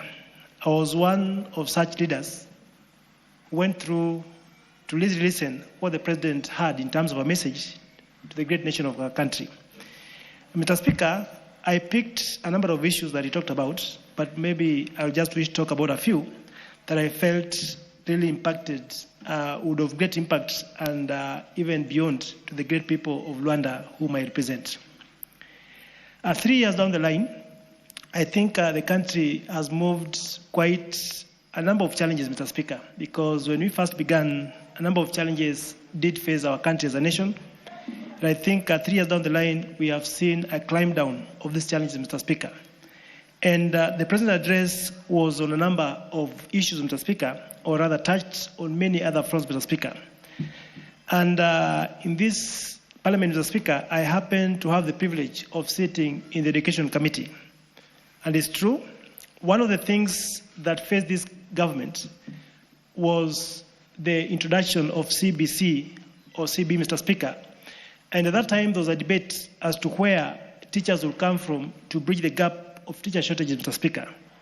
There was a question of where do we place our learners in junior secondary. I remember the former regime had even gone ahead to construct classrooms in senior school in preparation for placement of our learners in senior school, Mr. Speaker. But upon coming to administration, I think a number of things happened. And one of the things I must applaud was the employment, or rather the recruitment of teachers to bridge the gap that existed. So far, I heard the President say that his government has been able to recruit close to 76,000 teachers, Mr. Speaker, which, as a member of the Education Committee, I can confirm that I've actually been able to see that. And a commitment to recruit a further 24,000 teachers, Mr. Speaker. This, to me, has grown a great way in addressing the teacher shortage gap that we as a country have faced. And it is unprecedented, Mr. Speaker. Since independence, no administration has been able to employ such a big number of teachers to address the teacher shortage like this administration. The Swahili have a saying, Mr. Speaker, that mgala muwe lakini haki mpe. I think this is one such case, Mr. Speaker, that we should applaud the administration for having found it fit to bridge this big gap, Mr. Speaker, and address the huge teacher shortage. The only thing I may want to request, Mr. Speaker, is that currently we have 24,000 intern teachers who are currently on internship, Mr. Speaker. My prayer to the administration would be that these teachers be confirmed so that they can also have an opportunity to meet their daily needs and obligations as the agitation has been, Mr. Speaker. Otherwise, I want to say thank you to the President and administration for having found it fit to really recruit to 74,000 teachers, Mr. Speaker. Mr. Speaker, I come from Western Kenya, and one of the great things we've suffered as a people is how we navigate our ways from Nairobi to the villages, especially during high peak seasons. On this, I speak about the major road that we have from Nairobi through Nakuru all the way to Western Kenya, Mr. Speaker. It's a fact, year in, year out, Mr. Speaker, we see gridlocks. We see people spending nights on the road. It will take a very, very few minutes, Mr. Speaker, for someone to travel from Nairobi, let's say to Nyeri, because a dual carriage is available and they'll actually spend their Christmas with their families. But people from Western Kenya, Nakuru, Eldoret, Western, and the entire Rift and the entire Nyanza, Mr. Speaker, our people for years have been spending nights on this road, Mr. Speaker. A gridlock at Naivasha, a gridlock at Nakuru, without the ability to reach their homes, Mr. Speaker. And it's always a nightmare for those who cannot afford air transport because they have to go by the road, Mr. Speaker. They'll have to spend 2 days or 3. As late as the other day, about 2 weeks ago, it was not Christmas, but people spent a night by the way bridge in Naivasha because an accident had happened and there was no other way that the people could reach, Mr. Speaker. Give him an additional 3 or 4 minutes. Thank you, Mr. Speaker, for your magnanimity. Yes. And therefore, Mr. Speaker, the proposal to have a dual carriage from Rironi all the way to Mau Summit will be a great relief to the people of Western Kenya who are rightfully members of this country, Mr. Speaker. And therefore, this is one thing that I want to applaud this administration, Mr. Speaker, because a contract has already been declared awarded, and I look forward, Mr. Speaker, to this new regime whereby our people can be able to transit from Nairobi all the way to Western without having to spend on the road, Mr. Speaker. A new other thing, Mr. Speaker, is the SGR. The former administration did terminate this SGR at Naivasha. But we have plans, including in my constituency, Luanda, where an area has been earmarked whereby the SGR will pass through, Mr. Speaker. Coming from Naivasha all the way to Kisumu, through Luanda, all the way to Butere, all the way to the border, Mr. Speaker. That, to me, will be able to remove these heavy trucks that are on our roads into the railway, Mr. Speaker. Therefore, having a dual carriage on the road and having an SGR on the other side, Mr. Speaker, to us is a great relief. And therefore, I want to commend the President for that great thing, Mr. Speaker. Another matter of importance that I saw was the need to have a national infrastructure fund.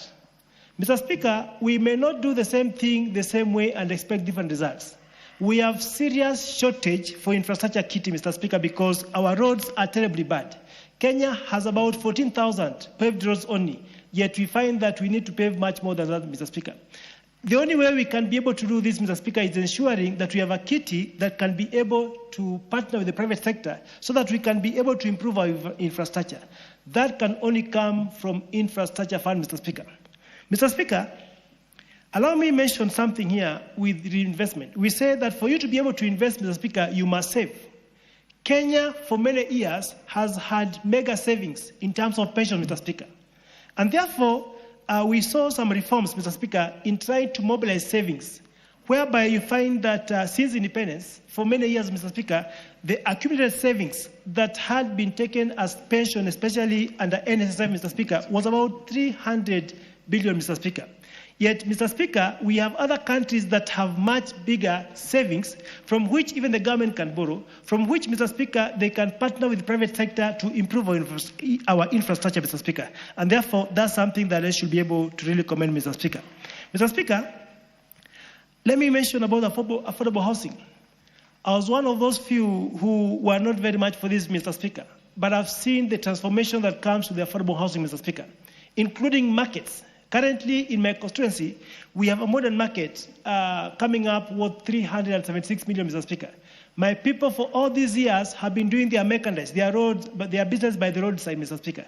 For now, we have a market which is well progressed, and I believe this is coming courtesy of affordable housing, Mr. Speaker. With that, Mr. Speaker, we also have hostels for my TVET. Luanda, for example, was one of those few institutions that not have a TVET. Right now, I can brag, Mr. Speaker, that we have a TVET that has been established in this regime. And the TVET, Mr. Speaker, will equally be having an affordable hostel, Mr. Speaker. I mean, Mr. Speaker, what else would you expect as a country if these are not the things to talk about? I therefore want to say that from where I sit, the speech by the President actually exceeded expectation, met expectation, Mr. Speaker, and I look forward that by the time he comes for re-election, Mr. Speaker, he will have exceeded expectation so that Kenyans can actually give him an opportunity to serve more. Thank you, Mr. Speaker. Honorable Oyula, followed by the Honorable Odege, and Honorable Yusuf after that. Thank you, Honorable Speaker, for giving me this opportunity also to contribute to the presidential speech. Mr. Speaker, the presidential speech brings out very clearly the areas this country has suffered and comes out to tell the country where we should go. This country has had a lot of problems, possibly because of not having foresight. But His Excellency, the President, has come up wisely and indicated the areas that Kenya should be, if only those activities or investments were carried out. Mr. Speaker, the President has outlined very clearly on what the country should do, what he intends to do on agriculture. Food shortage has been very common in Kenya. But now, with the proposed arrangements the President has come up with, I'm sure Kenyans, if we work hard, there should be no more food shortage in Kenya. We should be like countries like India that instead of being importers, have become exporters.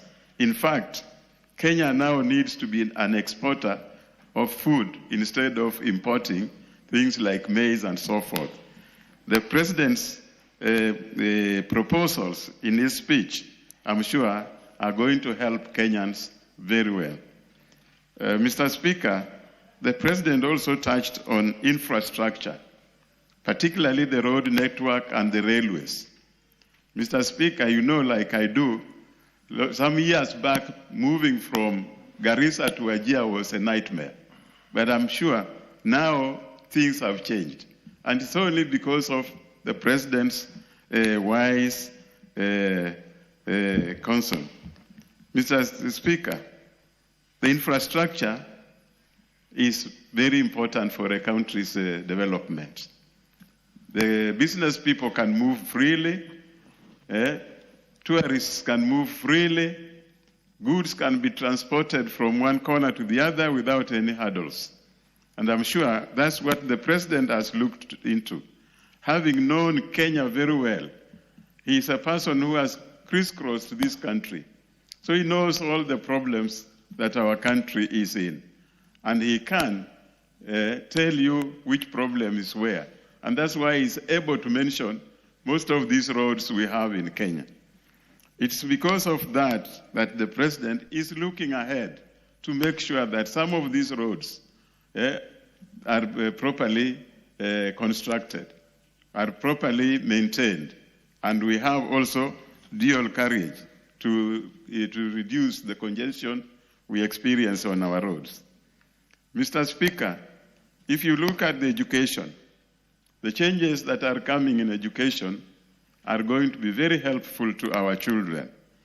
And without proper education, Mr. Speaker, we cannot export manpower out of Kenya. So, Mr. Speaker, the introduction of technical schools are going to help a lot of our young women and men to advance beyond Kenya. That will also reduce the pressure on unemployment that we have in Kenya. So, Mr. Speaker, what the President has come up with are very, very important, including the health sector, the power and ICT. To be able to fund all these areas, Mr. Speaker, the President has proposed investments where monies can be invested for use in some of these projects. The President has proposed creation of a fund where some of the proceeds we will get from some of our assets can be invested for use within the country. Give him an additional 2 more minutes. Thank you, Mr. Speaker. Mr. Speaker, we can talk of so many projects that are required to be done in this country, but without cash, we cannot do much. So in his wisdom, the President has proposed creation of a fund. And this fund, Mr. Speaker, is going to help the Kenyan economy. It's going to ensure that we avoid unnecessary borrowing. Some borrowing is not used for development, but for recurrent. So, Mr. Speaker, these investments, if well looked after, we will reduce our borrowing requirement. So, Mr. Speaker, I want to congratulate the President for looking at this country and coming with a forward looking to help the country in the future. It does not mean that these things will be done tomorrow. This is going to be done in stages to make sure that we grow out evenly and ensure that the economy of this country can accommodate, can cover all the requirements of this country. With those few remarks, I want to thank you, Mr. Speaker, for having given me the opportunity. Thank you.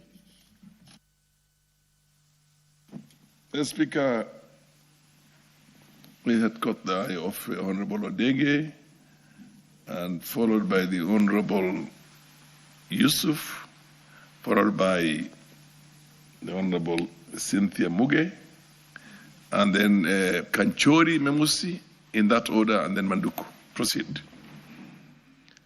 Thank you, Mr. Speaker. Allow me to join my colleagues in debating the President's presentation, which was here on Thursday last week.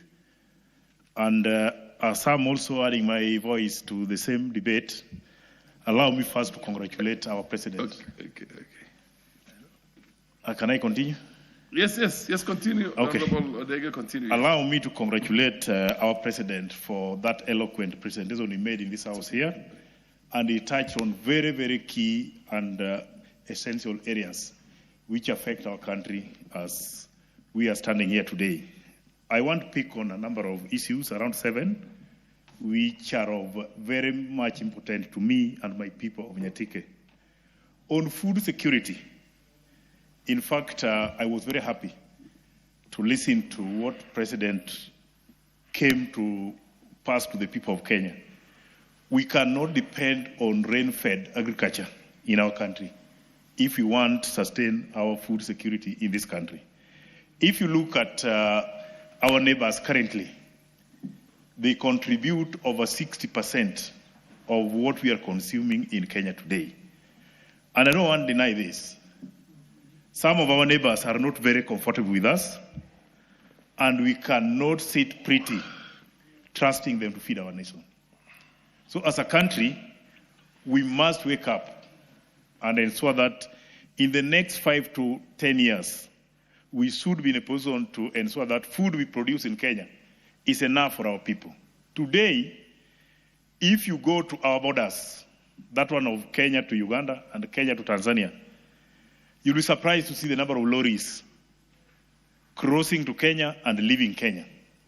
Those lorries will cross to Kenya when they're full, and they will cross Kenya to those countries when they're empty, which means our business community are visiting our neighboring countries to look for food for ourselves, which means we cannot feed ourselves. So if we go by what the President said, and we made sure that our semi-arid areas are irrigated to produce enough food for our people, I think this is the right direction to go. Because today, if our neighbors can close out their borders, Kenyans will cry or starve for food because we don't have enough food which is produced locally in our country. On the same note, I also want to challenge our ministries, because there are sometimes when our people produce, I would say rice, like in my constituency, we have struggled to start producing rice, but you find those small farmers there, they lack market where they can sell their paddy. And there was a moment when Ugandans were coming to my constituency and carry the raw paddy with them to Uganda. And after processing in Uganda, they again export to Kenya as Ugandan rice. So I would want to ask our country that as we are moving forward to ensure that we feed our people, we should also encourage our people to produce locally and when the market is also available for them.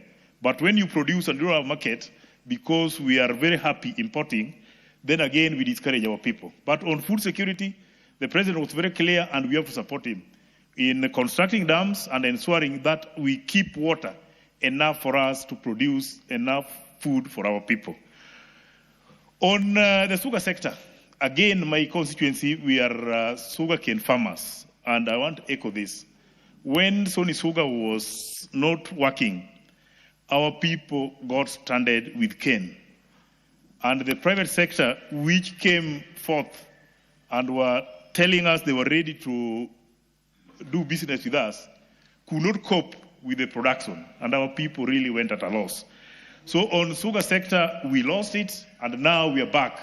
And I want to thank the president for coming up with a very good strategy to ensure that our people are given enough opportunity to produce and get much needed profit for themselves.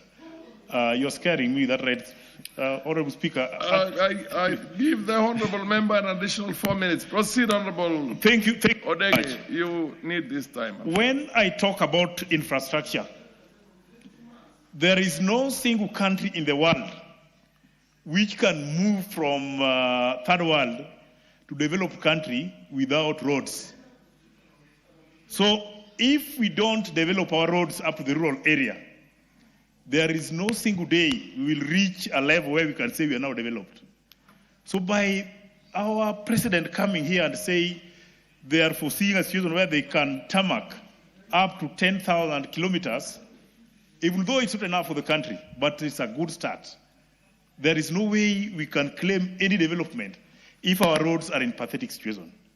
By coming up to open our roads into dwelling, I still want to urge the government that we ensure that our rural areas are also opened at the same pace, so that those who are seriously in need of agriculture health can get to the point where they want in the most needed time possible, so that we don't waste any time. But with roads, I can assure you of getting development very fast. In my constituency, also I want to thank the president, because since independence, we have never had any meaningful road.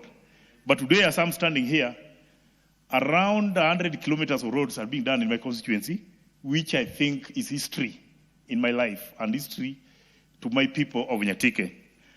On employment of teachers, again, I want to say there is no way we can have an educated population. When I was looking at the most educated countries in Africa, I was shocked to see Kenya not in the list of top 10. And you ask yourself, why? We need to be in top 2, not even 10, because I think we have what it takes to educate our people. So our ambition as a country, we should be the top when it comes to education, because we cannot allow ourselves to be a second fiddle to any country in Africa. We are the best, and we must maintain the best. So by employing more teachers, I think we're in the right direction. So the only bit which I want to ask the government, let us employ them and retain them by providing them what they need, both salary, security, and tools to deliver to our students in this country. That one will help us to move very fast. On health, I don't want to repeat much on this one, but what I wanted to say, Kenya is losing a lot of money when it comes to cancer treatment, which is currently being done majorly outside the country.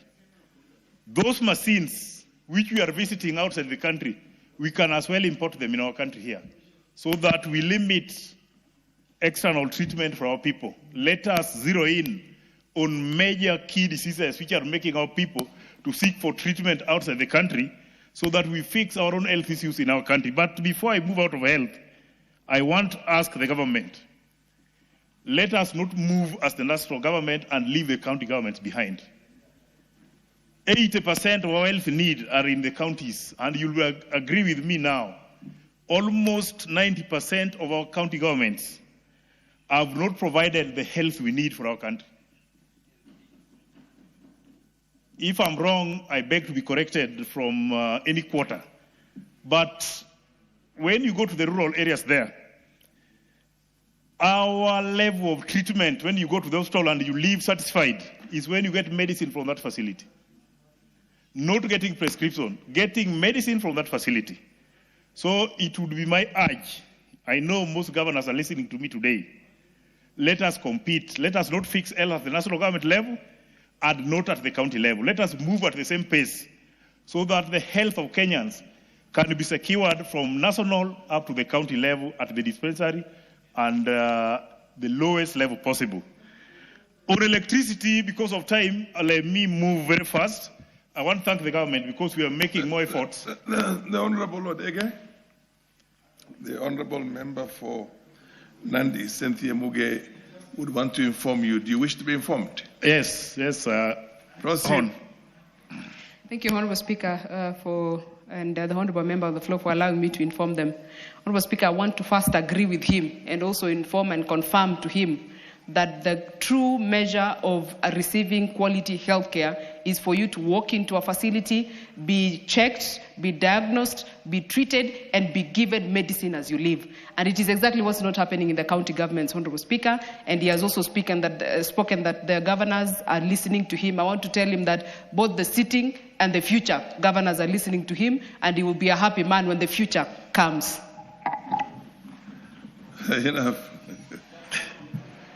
Thank you very much, Mr. Speaker. I'm well informed. And I want to thank her for, in fact, coming out very clearly. There is no way we'll dream of a healthy country if the county government does not fix health at the county level. We must, it's a demand we need to put forth as a country. Because as we are talking now, the issue of lack of medicine in our facilities, especially the lower ones down there, is alarming. People don't get treated. People don't get medicine.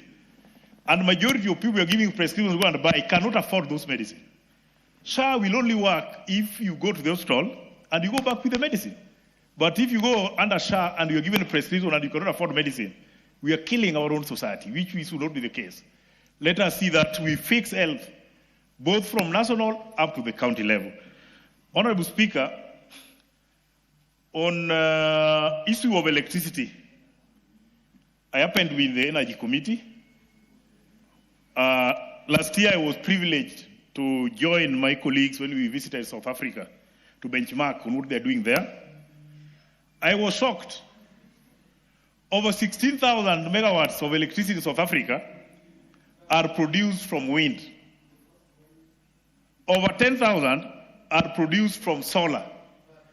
So as my colleague Elisa was talking very well about nuclear power, I know we can go and look for nuclear power for our country, but it will take time. Wind and solar are available today. Why don't we fix what we can fix immediately as we are waiting for the future ones? Because at 3,100 megawatts as a country, there is no productivity we can do using electricity. So any serious investor coming to the country, after seeing 3,000, they'll go away because we don't have electricity. Last but not least, let me skip the issue of housing. I finish by talking about security. I want to say and thank our government for what they have done on security. I know we have had a number of security lapses, including the ones in northern Kenya and other areas. Yes. But what the government has done so far is an assurance that we can protect our country. Like this week, there was a security scare in Moyale. And when you look at the response our country gave, I must say as a Kenyan and an MP in this country, that I'm very happy the way we are conducting security issues on our people. Let us keep it up and allow me also to congratulate our president and assure him of our support. Even if before I go for hours, and assure him of my support and my people of Nyatike for what he has done for my people in my constituency. Thank you. Yeah, the Honorable MP for Wajir West. Thank you, Mr. Speaker, for giving me this opportunity to contribute to this, the presidential speech. Mr. Speaker, allow me first to congratulate the President on coming up with a very ambitious plan to take Kenya to the highest level. If I read this document, it clearly guides us to a better place if implemented the way it is. However, Mr. Speaker, as a member of parliament from northern Kenya, specifically Wajir West, I feel left out in this document completely. The President, in his own wisdom, has come up with an ambitious plan to have infrastructure bond or funds, to have electricity fund, and decided to do a dueling of roads in various roads, as he mentioned in his speech. But unfortunately, none is in northern Kenya. Mr. Speaker, as we talk about dueling of roads, some parts of this country have no single tarmac road. The President has promised to tarmac the road from Garissa to Mandera, Mr. Speaker. And some sections of that road has started. But the progress of the work and even the budgeting of that specific project is a problem, Mr. Speaker. Mr. Speaker, when we are talking about electricity, we don't have the grid in Mandera and in Wajir. And I was expecting the President at least to consider, at least, if not all, one of those projects to be completed within this 2 year coming. Mr. Speaker, we talk about housing, affordable housing, which is a very noble idea. But how many percent of these houses have been built in northern Kenya? I was hearing some saying they are having in their constituency 100 kilometers of roads. Some members speaking here, while we don't have even a single tarmac road, leave off the constituency, but the entire stretch of the region. I'm hearing others talking about markets, ESP markets, of around 300 million or 400 million.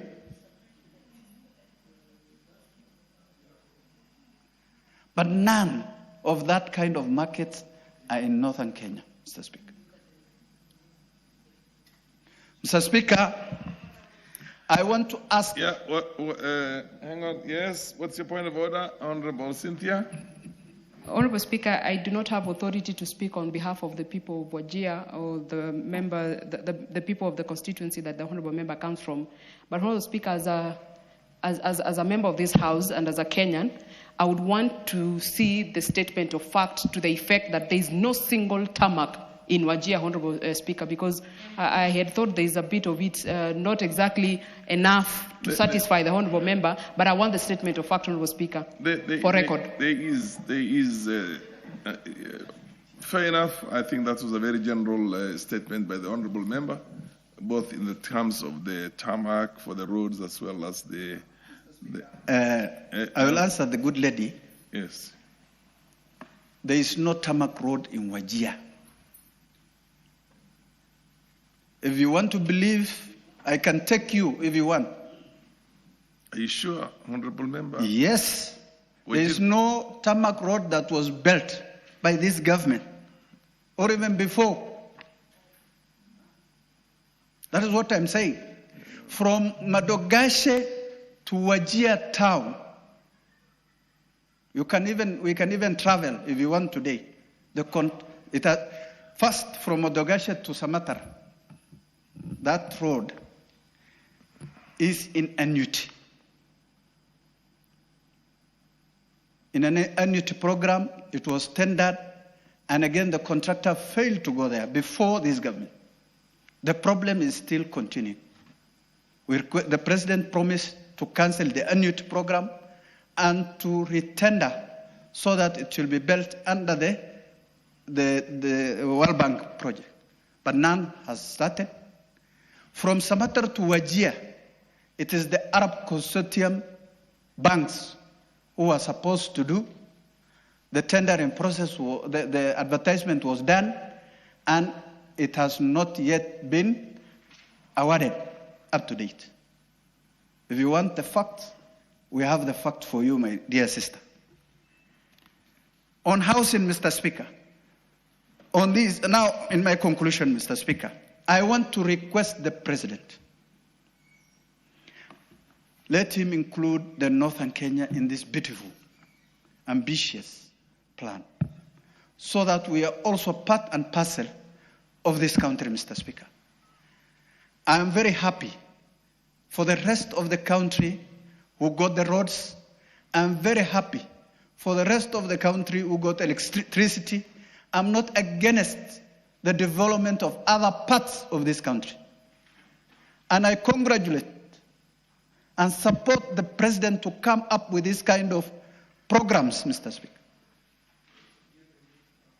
However, I will be lying to the people of Wajir West if I don't say exactly if I'm excluded in this. It is not me against Bing or anybody, but I am saying, stating facts. I want to be included in this and to be part of the national cake. Mr. Speaker, we support the President 100%, and we are ready to support him. Yeah, you give the honourable member an additional 3 minutes.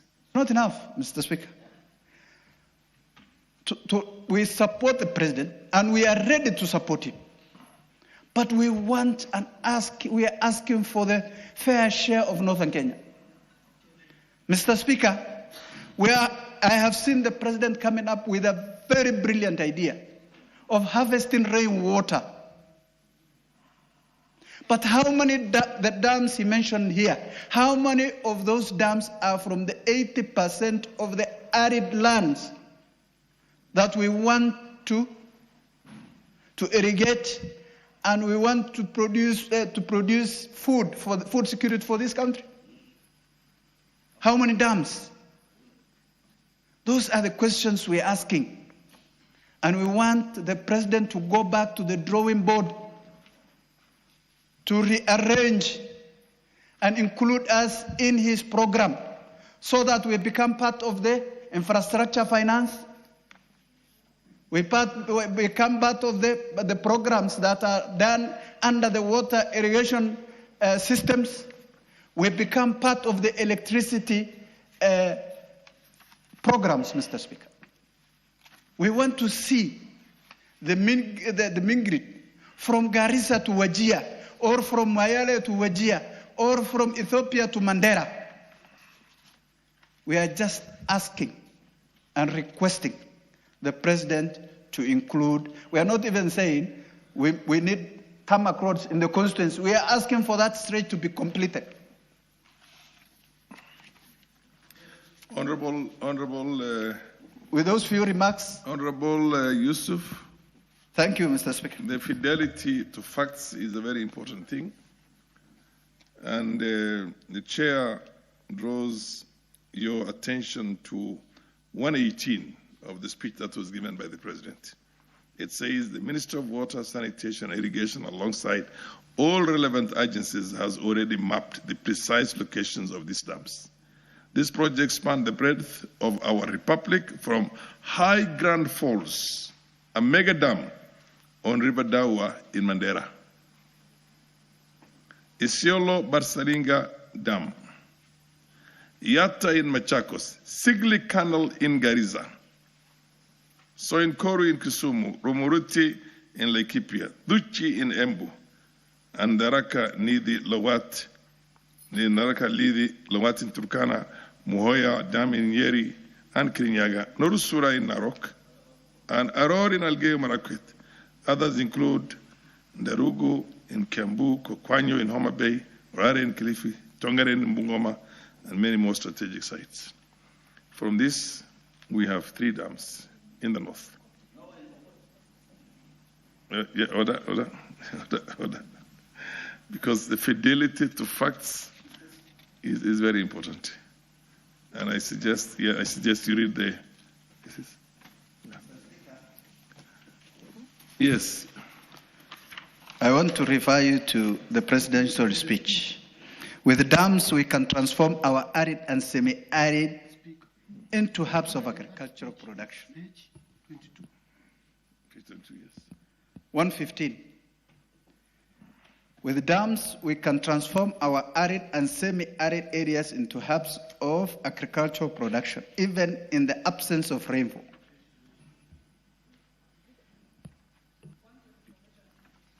Do you want to be informed by the No. Honorable Cynthia? Let me just say my point and then she can inform me later. Yes, proceed. So when we are talking about, the president is talking about 80% of the arid lands. I'm not saying we were not included. I said how many of those dams are in the arid and semi-arid areas. There are about, right now in the north alone, there are about 4. 4 out of 50.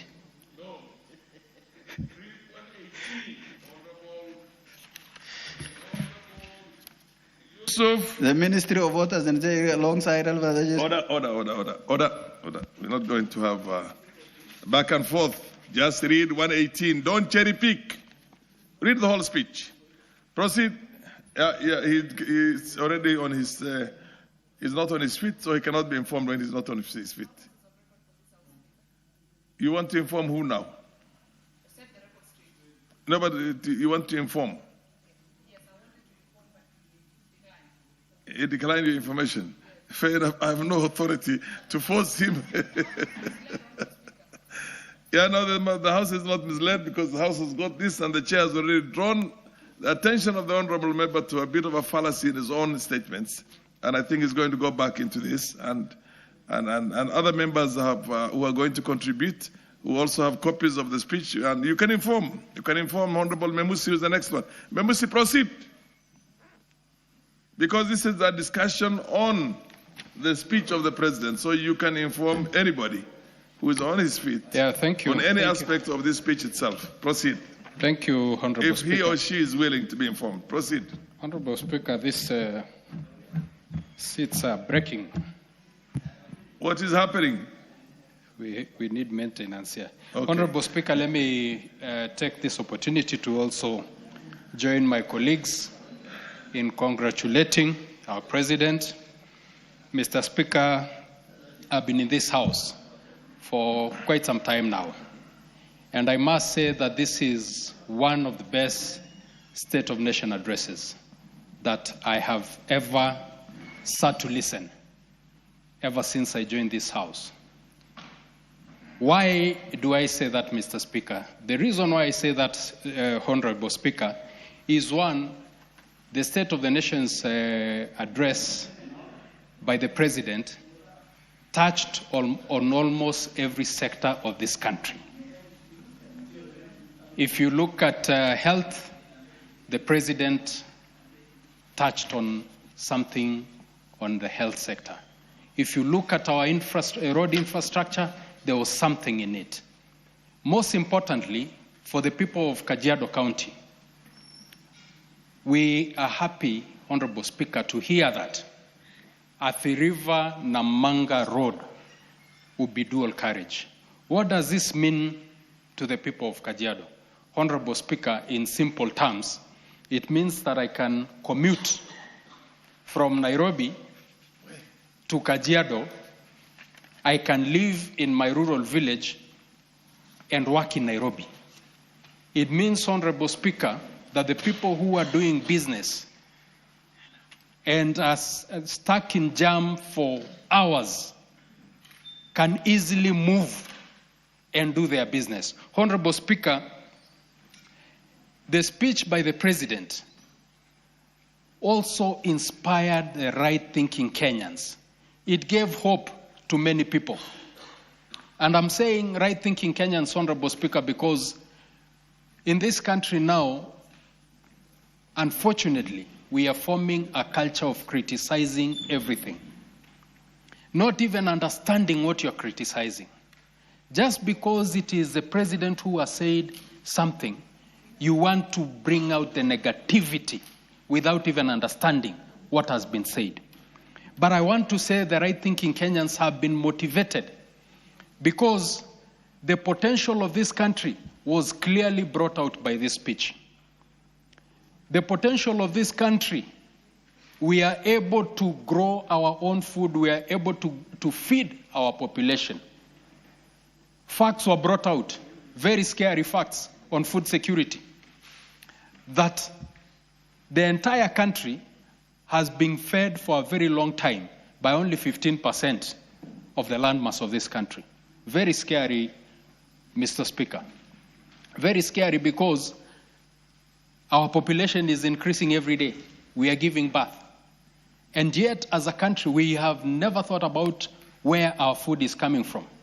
Someone somewhere is sitting pretty in this country and be comfortable to buy onions, buy tomatoes, buy everything and not thinking of where they're coming from. But the president triggered a conversation to tell Kenyans that it is not right that we have depended for so long. We have been dependent on only 15% of the landmass of this country to feed 85% of the landmass. The potential of this country is not only in the 15% of the landmass in this country.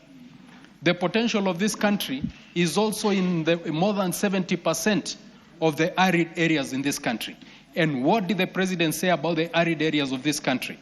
He has brought out the potential that these areas can have to feed this country. In terms of water, the president is on record saying that we don't need rains to grow food. And many people have gone on social media not understanding that this is a possibility. They have gone to criticize the president's speech. And today, as I stand here before this House, Honorable Speaker, I want to be a testimony. I want to tell you that in Kajiado, right now, there are no rains. But I am growing fodder.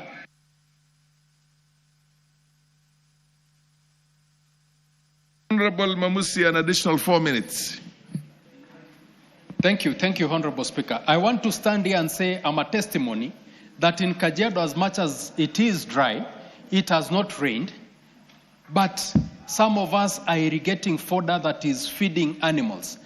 The migration of animals that we continuously see among the pastoralist community is something that can be ended. Point of order. What is out of order, Honorable Speaker? Please protect me from. Give you a moment to. Yeah, Mr. Speaker, the honourable member is misleading the House and Kenyans that you can grow food without rain. And again, he goes further to say that the water they have reserved in the reservoirs. That means that water came from rain. So you need rain to have water in dams in order to irrigate. So you can't mislead Kenyans. Thank you, Honorable Speaker. And it's good. The honorable member means that you can have a non-rain-fed agriculture, It's which good- means either it's using good- dams it's or good. using underground water, subsurface water, both. It's good that the But Honorable... that's fair enough. He's happy with that. It's good that the Honorable Wanjala has raised that issue so that I get an opportunity to educate not just him, but many other ignorant Kenyans on this fact. Honorable Speaker, countries like Israel receive less than 150 millimeters of rain. To grow crops, Honorable Speaker, you need a minimum of at least a month of rain. Yes. A month of rain to grow crops. That is rain-fed agriculture. But when you're doing irrigation, when you conserve your water, when it rains or when you have boreholes and you have conserved your water, even one rainfall can help germinate your crop, and you can continuously irrigate throughout with no rains, but with the water that you have preserved.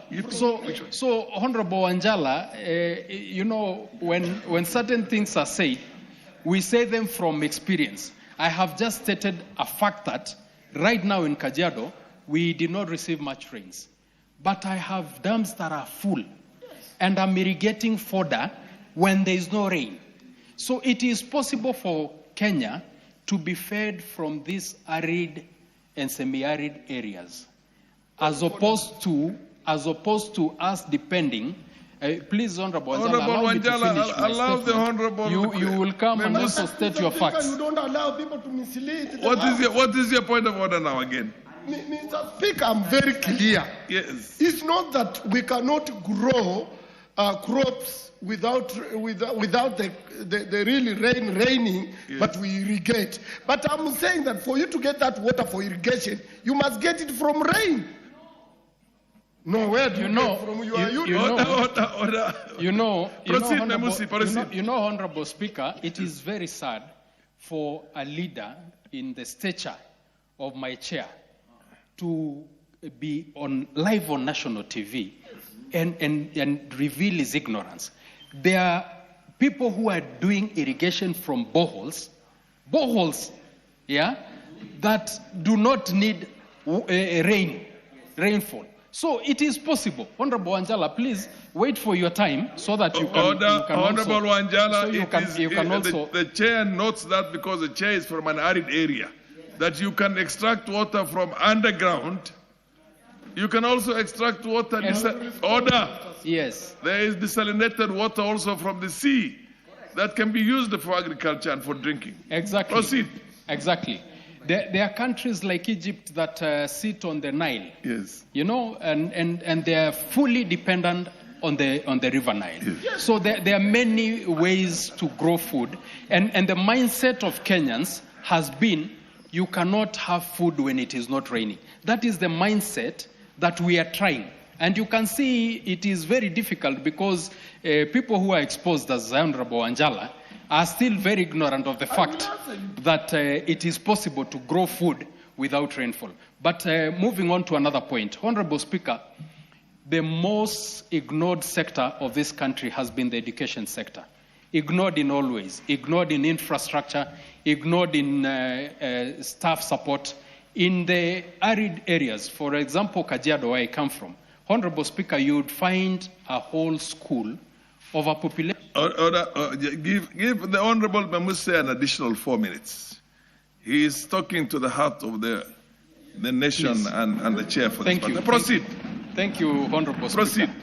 I know you can relate with these issues. I come from a pastoral area. Yes. You would find a school in a place like Kajiado with a population of not less than 200 students, with only one employed TSC teacher. Only one, and that's a head teacher.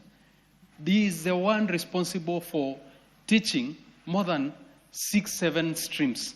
How does one do that?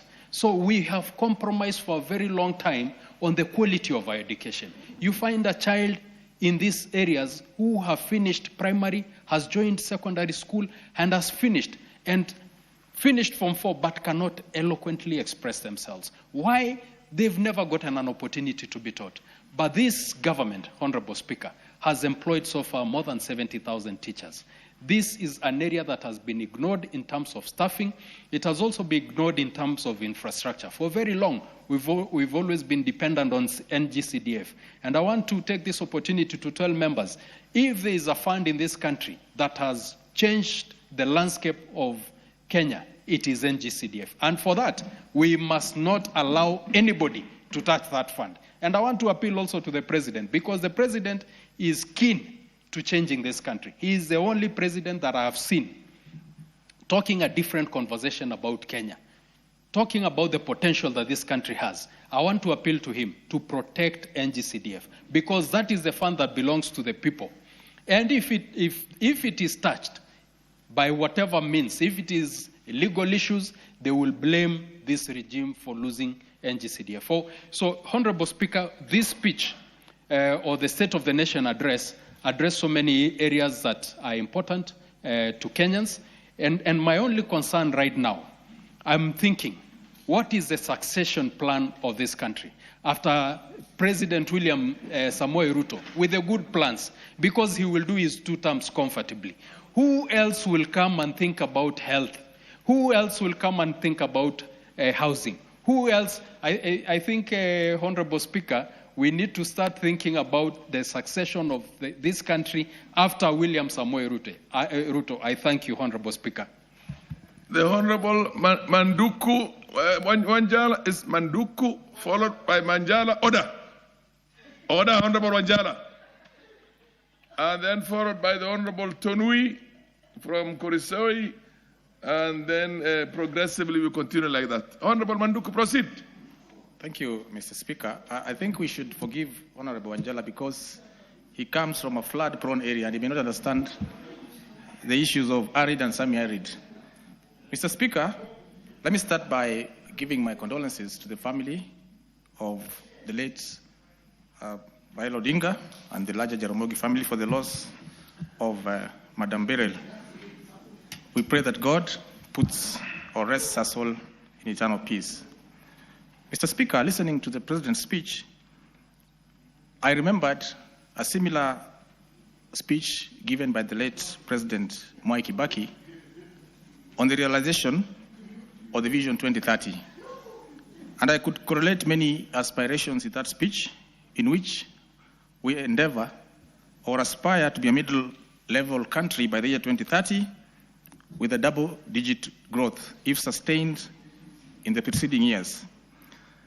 Mr. Speaker, a few things that have gone well in this country.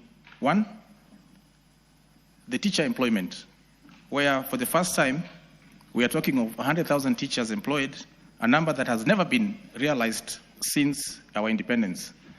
Mr. Speaker, on that point, I wish the President encouraged the Teacher Service Commission to also look at expanding the establishment and ensuring that there is fair promotion and adequate remuneration for the teachers so that we can continue motivating them and therefore maximize their talent on ensuring that our learners do very well in school.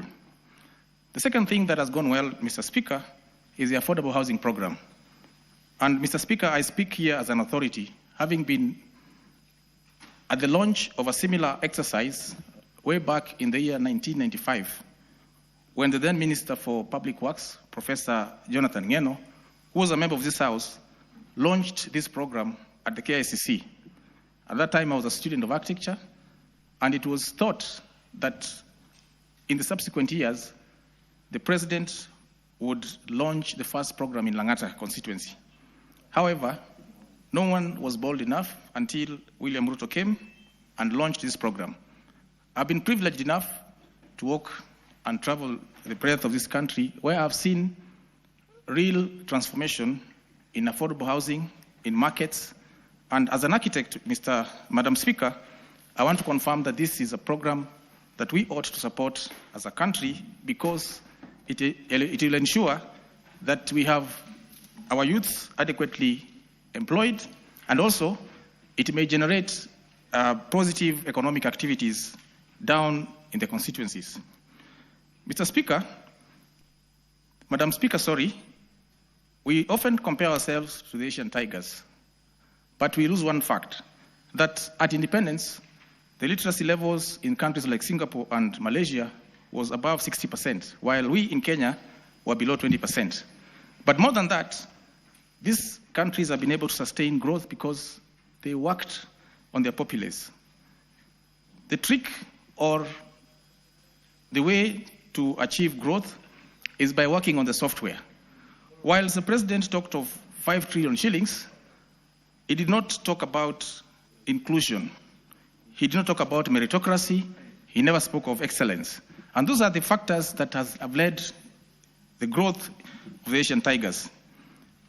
Madam Speaker, talking about inflation, stability of the Kenyan shilling versus the US dollar, growth in GDP, and other IMF ratings may not be useful to many Kenyans because the ultimate measure is cost of living and money in the pocket.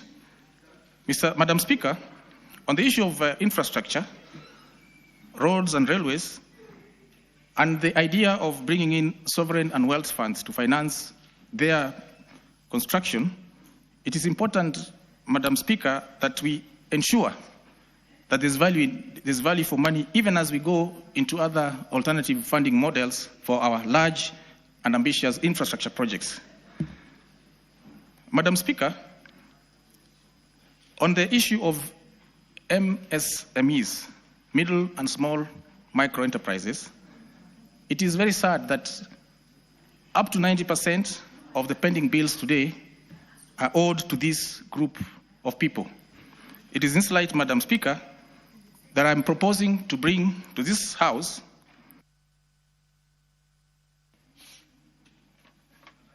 You can give him additional time. Thank you, Madam Speaker. I am proposing to bring a motion to this House to amend sections of the Public Procurement and Disposal Act and provide for 100% advance payment to all MSMEs for goods and services below 5 million shillings, provided that there is adequate guarantee or there's an escrow account arrangement. This will boost the liquidity of this very critical sector. Madam Speaker, on the ease of doing business, the President touched on it, but he forgot to say that our biggest problem in this country is the multiple and overlapping licenses. In some instances, Madam Speaker, you'd find an entity requiring up to 10 to 15 different licenses from different regulators, and yet this can be harmonized by having a single license window, as happens in our neighboring country, Rwanda. Madam Speaker, the President did not talk about the failure of devolution. Whereas devolution was supposed to ensure there's equitable development down at the grassroots, it is very sad that many of the projects that we see in this country today are as a result of the central government, and yet our governors receive their equitable share every year. Madam Speaker, we also did not talk about, the President also did not talk about nurturing of our national values, just like happened during the Asian Tigers' growth. On a whole, Madam Speaker, I want to commend the President for having a bold and ambitious program, which we hope will transform this country and make this country a middle-level economy with double-digit growth, as previously envisioned in the Vision 2030. Thank you, Madam Speaker. Thank you. The Honorable Wanjala, it's your turn. Thank you, Honorable Speaker, for giving me this chance. Mr. Speaker, Madam Speaker, while I want to thank the Honorable President for his speech, but sometimes I did enjoy it as a musical instrument. Madam Speaker, it is good the President, when he started, he said it was a vision, and later he said it's a story. And indeed, it is a story that we have heard. Maybe I was in this house when some of the people howling were in schools. Because, Madam Speaker, I was here in 1997. To date, I'm here. Madam Speaker, this country belongs to all of us. And each one of us, especially we in ODM, we right away started supporting our president when he said the country will grow together. He will make sure he develops the whole country. And Madam Speaker, the other day I was reading on the newspaper, they want to launch a very big hospital in Eldoret of 50 billion. Madam Speaker, there is already a big referral hospital in Eldoret. While other counties, we have 47 counties, Madam Speaker, in the country, that have no even referral hospital. Then I was thinking, if we want to develop the whole of this country, if we have this 50 billion, why don't we build in every county a hospital worth 1 billion for referral? Or if there is one, we equip it to reduce the influx to people who will be going to Eldoret. The balance, which is 3 billion, to be used to expand the already existing hospital. Now, Madam Speaker, this is where things go. There are disparities in this country. And there are people who, when they are not close to the leadership, they don't get development. 50 billion, Madam Speaker, is a lot of money to go to one section of a country. We need to spread it so that we What's do your point more. of order, Honorable Kimayo? Thank you, Madam Speaker. Madam Speaker, does the honourable member mean that Eldoret does not deserve the 50 billion hospital? And does it mean that does the hospital only mean to serve the people of Uasin-Gishu? As much as I know, the hospital belongs to all people of Kenya who reside whether in Eldoret or in any other part of the country. And even the current hospital, the MTRH, which is there now, serves the people of Western, serves the people of Rift Valley, serves the people of Nyanza. In fact, it serves 24 counties. Thank you, Madam Speaker. Madam Speaker, I want to agree with him that Eldoret, as any other county, or Uasin-Gishu as any other county, deserves development. But how does he enjoy somebody from Western, from Budalangi, traveling for a simple thing to Eldoret, while it would have been done in Busia or in Kakamega? This is what I'm saying, is just we spread to reduce the influx and transport. And Madam Speaker, it requires ambulance, it requires transport, I don't know what, a lot of things, Madam Speaker. Therefore, let's distribute the little wealth we have in this country so that each one of us can benefit. What's your point of order, Honourable Member for Kachiliba? Thank you, Madam Speaker. I wish to inform this member that we've got 47 county governments, and the reason why the 47 county government were put in place is so that they can be able to devolve services. And one of the devolved services is health. So before he actually comes and complain in Parliament, can he tell us what the county government of Busia is doing as far as treating the simple things you are talking about is taking place? We are talking about a national issue, and you are not addressing a county issue first before you come here and complain about national issue. It is a point of information. Yes, proceed.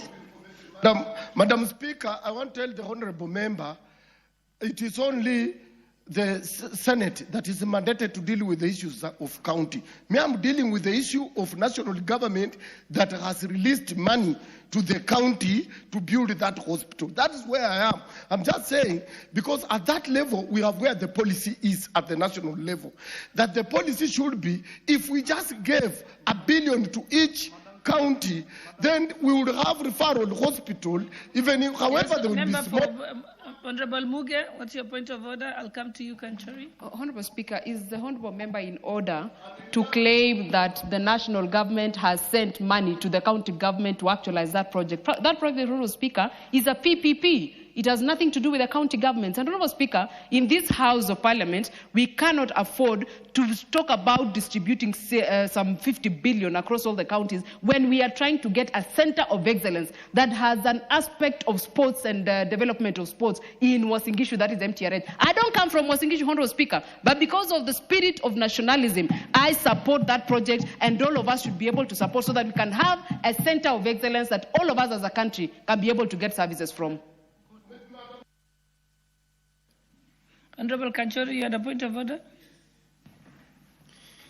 Thank you, Honorable Speaker. Honorable Speaker, I wanted to request that you request a member to restrict himself and his debate to the State of the Nation address. This matter of Eldoret should actually be celebrated by every Kenyan. When I hear the Honorable Speaker saying people traveling from Western to Eldoret, Kenyans are going to India, for God's sake, for medical treatment. What is wrong with establishing a center of excellence that can be copied by other counties? What is wrong with that? We must start looking at Kenya without eyes of tribalism. We must start looking at our country and celebrating any achievement that is achieved anywhere, because it is an achievement for all of us.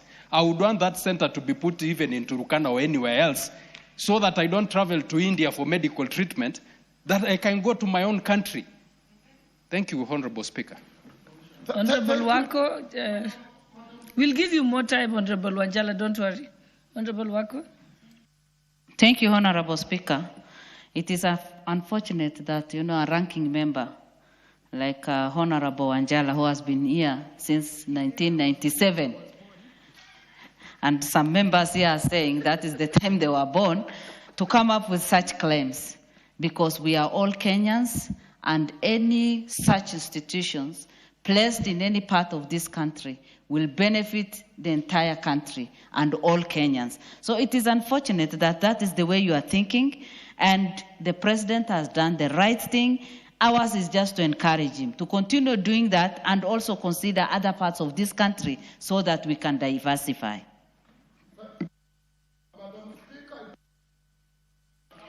Give him time. Give him more time.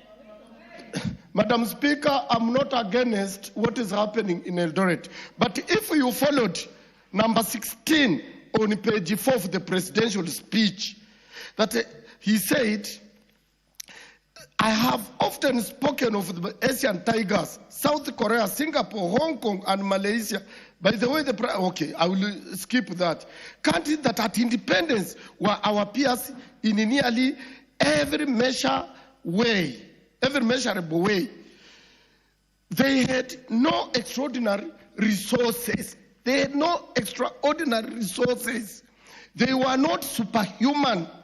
They simply had the courage to make bold, disciplined, deliberate choices and invested in their people.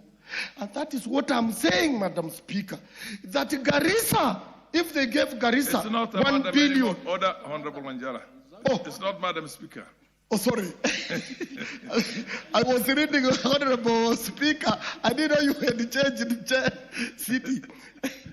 So, Honorable Speaker, yes, or Mr. Speaker, what I meant is that we all deserve the best. Already, we have a very big hospital, which is serving us. I'm not denying. It may require expansion. But why do we put 50 billion in one when the rest of the country we have none? We have none. It's only Kenyatta and Eldoret. Point of order or That's point what of we are saying. That let's distribute. Order, Honorable Wanjala. What's your point of order? You will have more time. Give him an additional 4 minutes, Wanjala, or 5 minutes in this case. Proceed. Yeah, what's your point of order? Mr. Speaker, I didn't mean to interrupt him, but when he asks, what is the point of having 50 billion for an hospital? I think he's forgetting that our president is talking about first world. And we cannot be, first of all, if we don't have centers of excellence. So the president is using that one hospital to be a center. At that one.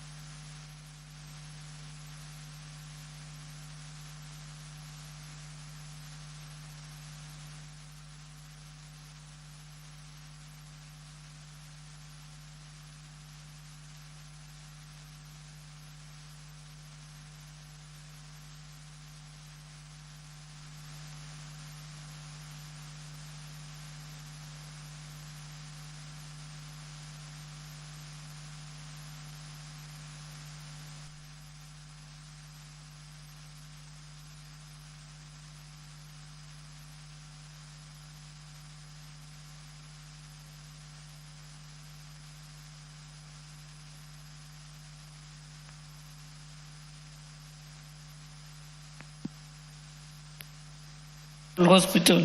It is not a hospital of first instance, which means you have sub-county hospitals. You have hospitals in your counties, you have health centers, you have dispensaries. It's only when they are unable to deal with that case that they will refer you either to Kenyatta National Hospital or to the Moi Teaching Referral Hospital or to the Kenyatta University Referral Hospitals. So far we have, and I know there is one coming up in Kisumu. So yes, you are assuming that that's the only hospital. It's not for serving day-to-day issues, because those are already under the county governments. So I think you don't have your information right. Order, Honorable Nyala. Yes, what's your point? Are you on a point of order, Dr. Mutunga, or information? Do you wish to be informed by Dr. Mutunga? Yeah, proceed. Honorable Speaker, I stand not as a member of parliament from that region. Yes. And I stand to remind Wanjala that right now, people from Budalangi are coming to Nairobi. When the referral hospital, Moi Referral and Training Hospital is ready, they will cover shorter distances from Budalangi. That is one thing. The other thing, Honorable Speaker, when we stand on a point of order saying we should not establish such initiatives or rather invest in such initiatives in various parts of this country, I think we are fighting against our own ideals of developing this country. What is wrong with having such facilities in such an area? Somebody from Turkana travels all the way to Nairobi. We will have halved the distance. Somebody from Samburu travels from very far distances coming here. Honorable Speaker, I think the Honorable Wanjala has no point in trying to further that kind of an argument in this House. Do you wish to be informed by Madam Cynthia? No. Honorable Speaker, yes. I'm not opposed to Eldoret Referral Hospital. I'm not. But I'm saying that the majority of our counties, the hospitals that are there cannot do anything. They are dilapidated, they are down. We are using 50 billion in a hospital that is already existing, that only needs expansion. Why don't we just take each 1 billion to 47 counties, build other referral hospitals, so that anybody who live, as he said, people from Budalangi, imagine coming all the way, you need 12 hours from Budalangi to Kenyatta National Hospital. And maybe that thing would have been treated at the county level. This is what I'm saying. I'm not opposed to expansion of those existing hospitals. I'm not opposed to those ones that will come up. But I'm saying at the moment, if we want to go the Korea style, the Singapore style, or whatever, let's develop the whole country. Honorable Speaker, the President talked of 28,000 roads. And those, it is true, those are things that will spur development. But how are we going to approach them? Honorable Speakers, the President said here that those people are not superhuman beings, yes, and that we must make bold step and we must be disciplined. Honorable Speaker. What's your point of order, Honorable Cynthia? Honorable Speaker, is it in order for the Honorable Wanjala to insinuate that the kind of project that is being launched under MTRH should have been expanded. You know, Honorable Speaker, he seems not to be knowing how MTRH looks like, and he seems not to understand that MTRH is actually in town. The facility that we're talking about has been taken all the way to Kiplombe, a new area, so that it can be able to support a 4,000-bed capacity and 60 ICU units. Honorable Speaker, we cannot allow Honorable Wanjala to mislead the House. As much as I agree with him that many other parts should get money for them to upgrade their facilities, you cannot take away from this particular project because it has its own partners and it has its own objective and cannot be used otherwise. Honorable Speaker, it is written in the Bible. Allow Honorable Wanjala. Yeah. It is written in the Bible that those who have more will be added unto them. So they are happy because they have, and more is being added unto them. Thank you. Honorable Speaker, you've taken a lot of time from No, because there were interjections, Honorable Speaker. No, I will give you an additional 4 minutes because Thank you. A lot of time has been taken. I want to ask the Honorable President that to have the roads, the ambitious plans he has, and the ambitious plans he has to do the dams, Honorable Speaker, is a very good idea. But then how are we going to approach it? We don't have enough money.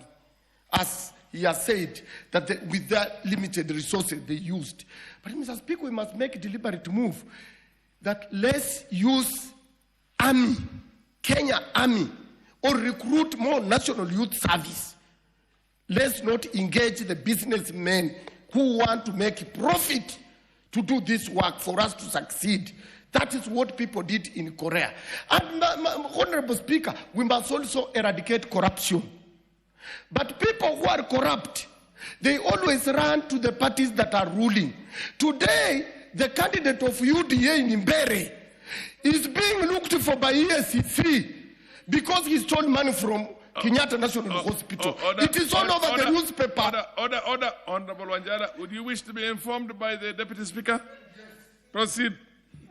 Thank you, Honorable Speaker. Honorable Wanjala, I just need to inform you that you're saying that we shouldn't use businessmen, we should use the Army and so on, or National Youth Service. Actually, the Moi Teaching Referral Hospital that's being built is being done by the KDF, the Kenya Defense Forces. The stadiums, including Kipchoge Keino, Talenta, are being built by the Army. KICC was renovated by the Army.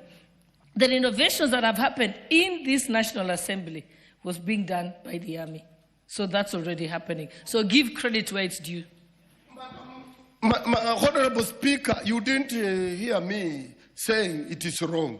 So I appreciated it, but I only gave it away that businessmen have really incapacitated this country. And that is why we are not moving, because they take a lot of money from the government. If we just bought equipment, employed more Army, our boys have no jobs, got more National Youth Service, trained them, gave them the equipment. It is only to buy fuel, equipment, and pay salaries. We will achieve what the government wants. Are you on a point of order? And we must stop corruption, because those who have stolen, they run to the ruling party, like what we are seeing in Mbere. We don't want them to bring an MP here and tomorrow is arrested, taken to court. Honorable Pasadis Esther is on a point of order. I'm getting a bit concerned when you make a blanket statement about businessmen. We were at a point once in our country where everything was nationalized, and that's not the direction to go. But the using of KDF or using of the Army is okay, but the private sector are the engine of any country. That is where the resources come from. So please, let's not make blanket statements on business people. We want to attract as many foreign investors as possible to come and do business in our country. They're the ones who employ our people. And we also want to be able to do what we can for ourselves as a country. But we cannot just say the business people are the problem in this country. Kenya needs the private sector. Kenya needs the business people. Honorable Speaker, I agree with her. But it is not the Army that will be manufacturing cement. It is not the Army that will be manufacturing tarmac. It is not the Army that will be manufacturing metal. It is not the army that will be manufacturing timbers. It is not the army that will be manufacturing boots or clothes they wear or other things. But we are only saying manpower to do this work. Like what she has said, you can see how fast the biggest stadium has gone. And you can see even that is how Kibaki improved this country when he took over in 2002. He used the National Youth Service to do some of the roads and the army. And that is the route we should go. And deal with the corruption that these people, especially the ESCC has let us down. First of all, how did they clear this man in Mbere to go and contest? Honorable Wanjala, order. Honorable Speaker. You cannot condemn somebody who has no powers to protect himself on the floor of the House. I have not mentioned the name. Order. Don't. There is a due process in this country. I will rule you as out of order, whether it's in Mbere or in Garissa or in Budalangi.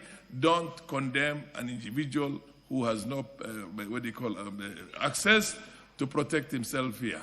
So you continue and give the speech on the basis of the substances that were in the president's speech and address the national address and continue. And by the way, for your information, even in developed world, there are referral centers of excellence. Of course. The US, for example, you've heard about the Mayo Clinic. You've heard about the Johns Hopkins Clinic. You've heard about what they call the Cleveland Clinic. Those are the three top range there, and they're called the serious, and the same thing in the UK and many other countries. So to have a few exceptional top, referral and research institutions in the country in the name of Moi Referral or in Kenyatta University and Research and Referral is a normal thing. But anyway, continue. Honorable Speaker, if you heard me well, and you heard Honorable Yusuf well, is that there is no road between the tarmac road from there to where? To Garissa. How many roads are in Kiambu here? How many roads are in Muranga? How many roads? We are saying the little we have, let's share.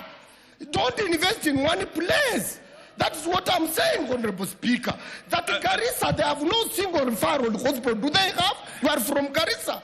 Tell these people the truth, that the little that is there, let's share, so that there are some people in Garissa who cannot afford transport to Kenyatta National Hospital. What is your point of order, Cynthia? I also would give the Honorable Wanjana an additional 4 or 5 minutes. The Madam Cynthia is on a point of order. What's out of order, Madam Cynthia? Yeah, Honorable Speaker, the Honorable Wanjala I was agreeing with him until he mentioned the issue that Honorable Yusuf raised. And Honorable Speaker, being a Kenyan, as much as I come from Nandi and represent the people of Nandi, I have taken it upon myself to confirm the claim that there is no tarmac road in Wajir. And Honorable Speaker, this is a confirmation from the DG Kera that has told me that Tarbaj has 10 kilometers ongoing and others is complete, Eldas 7 kilometers, Bute 7.2 kilometers, Habaswein 10 kilometers, Hadado 10 kilometers, and Griff to 10 kilometers. Honorable Speaker, we must argue with facts on this floor of the House so that we can avoid making very baseless and the rules somehow shackle us. I mean, as a chair right now, I cannot debate with a member, order with another member. But as you put it, in Wajir, there are tarmac roads in Wajir. Not as good as other parts of the country, but they are. And there's also an elaborate, very ambitious program to tarmac everything. In the other case, there are referral hospitals in everywhere. We have the Provincial General Hospital in Garissa, which is a level 5, which is a referral hospital. So essentially, when you say referral hospitals, they're there. But of course, you have to understand exactly how the hierarchy of the health sector is.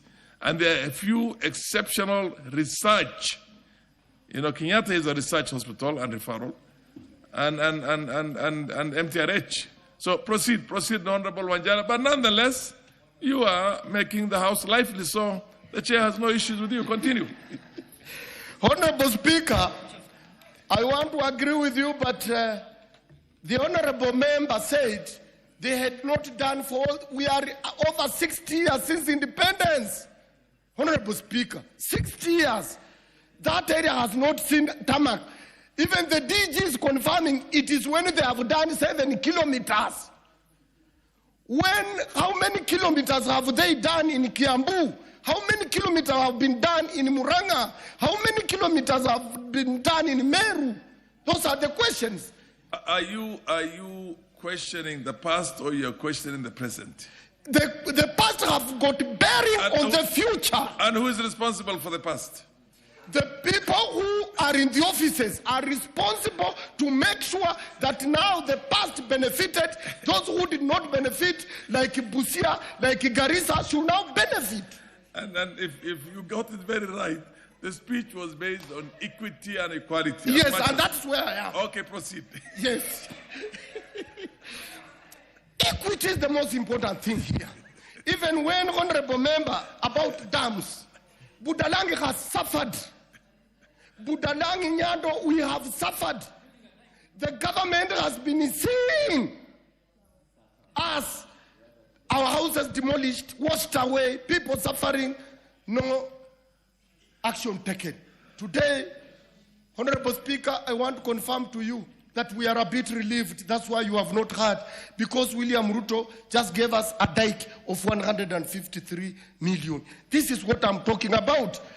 The same is being done to Nyando.